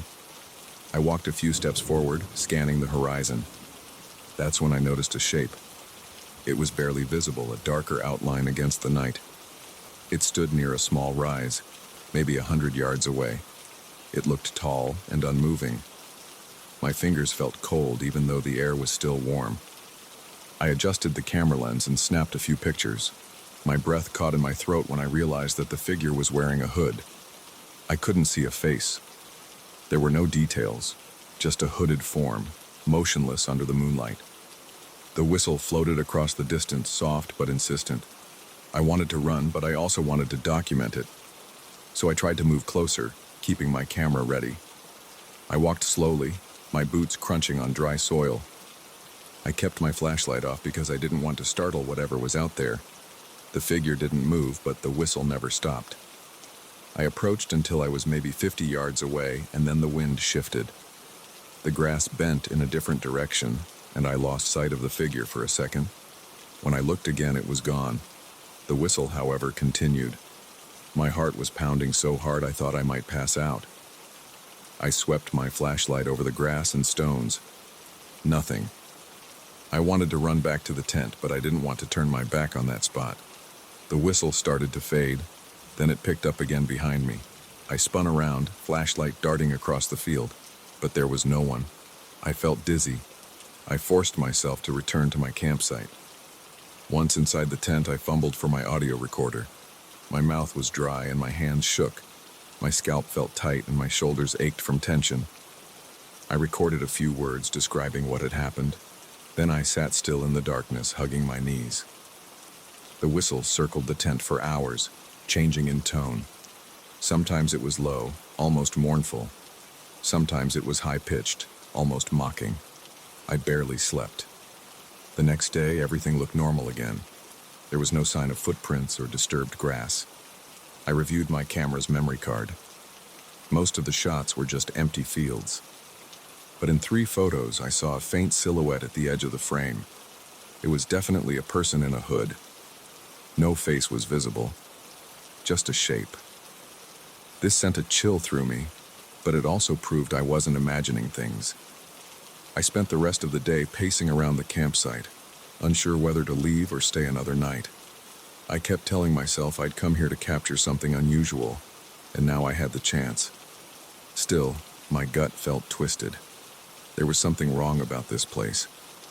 That afternoon, I forced myself to explore again. I walked in a wider circle, scanning for footprints or any sign of a trail. I found some flattened patches of grass, but they looked more like places where the wind had pressed it down. Around a few rocks, I saw worn markings. They didn't look like words or symbols, more like random scratches. I took photos of everything I found, though it wasn't much. As evening approached, I boiled some water for coffee and tried to keep my mind focused. I thought about my plan if the whistle came back. I considered turning on all my lights, blasting music from my car, or even honking the horn. But there was an edge of curiosity in me. I wanted to hear the whistle again, as if it might lead me to something. That feeling scared me. It felt like I was being pulled in 2 directions. Night fell, and the moon emerged from behind a thin layer of clouds. The grass glowed under the pale light. The wind was calmer tonight, so I heard every little sound more clearly. My own footsteps were loud on the dirt. Around midnight, the whistle began again, soft at first. I stepped away from the tent, camera in hand, not sure if I'd regret it. I heard my heart thumping. The whistle drew closer, changing tone, almost beckoning me. I walked toward it, feeling my nerves spike with every step. That was when I saw the hooded figure again. This time, it appeared near the boulders on the opposite side of my camp. It was a dark shape that blended with the shadows. The whistle came from its direction, but the figure itself wasn't moving its arms or head. It stood still. I raised my camera and took several photos, the flash lighting up the rocks. My eyes struggled to adjust in the afterglow, and for a moment I lost sight of the figure. Then I spotted it again on the far side of the boulders. I was certain it had changed position without making a sound. My stomach felt hollow. My throat was tight. I tried to speak, but no words came out. The whistle droned on, echoing in my skull. I walked closer, a few steps at a time. My body felt tense, my legs stiff. When I reached the spot, no one was there. I spun around, scanning the field. That's when I realized the whistle was now behind me. I turned again, panting. The figure stood on the horizon, outlined by moonlight, just a silhouette in a hood looking in my direction. I took one more photo, but the flash was useless at that range. I lowered my camera and stared at it. The whistle still filled the air. Then it stopped. The silence felt heavy. I waited for something else, but it stayed quiet. A few seconds later, a steady breeze returned, swaying the grass. The figure stayed in place as if waiting. I didn't know whether to approach or retreat. My head buzzed with adrenaline, my ears pounded. I was afraid, but also strangely drawn to it. After several moments, I forced myself to back away. I didn't turn my back on it until I was near the tent. Inside the tent, I zipped the flap and sat in the dark for a long time, trembling. I couldn't sleep. The whistle didn't come back for the rest of the night, but I felt its presence like an invisible thread between me and that figure on the horizon. By morning, I'd made up my mind. I needed to leave. I had enough photos, and I didn't want to tempt that force any longer. I packed my gear as fast as I could. The day was bright and hot, and I felt sweat rolling down my back. I kept looking over my shoulder, half expecting to see a hooded shape standing in the daylight. But nothing appeared. I tossed my tent into the trunk and slammed it shut. My hand still shook as I started the car. I drove away, constantly checking the rearview mirror. The field stretched out behind me, empty and silent in the sun. I felt relief as I got closer to the main road. Even now, recalling those nights makes my skin crawl. The whistle felt alive, like it was searching for me. I can't say if it wanted to harm me or draw me into something beyond my understanding. I only know that I heard it and I saw that hooded figure more than once. I have the photos to prove it, although they're blurry and barely show a silhouette. But it's enough for me to remember how it felt out there, alone in those vast fields with a sound that wrapped around me like a warning or a lure. I still don't sleep well sometimes. I wake up thinking I hear a distant whistle. I check the darkness around me, half expecting to see that figure on my horizon. Maybe one day I'll go back. But for now, I stay away from that region. I don't want to be chosen for anything else. I just want my nights to be quiet, without that sound chasing me through the dark.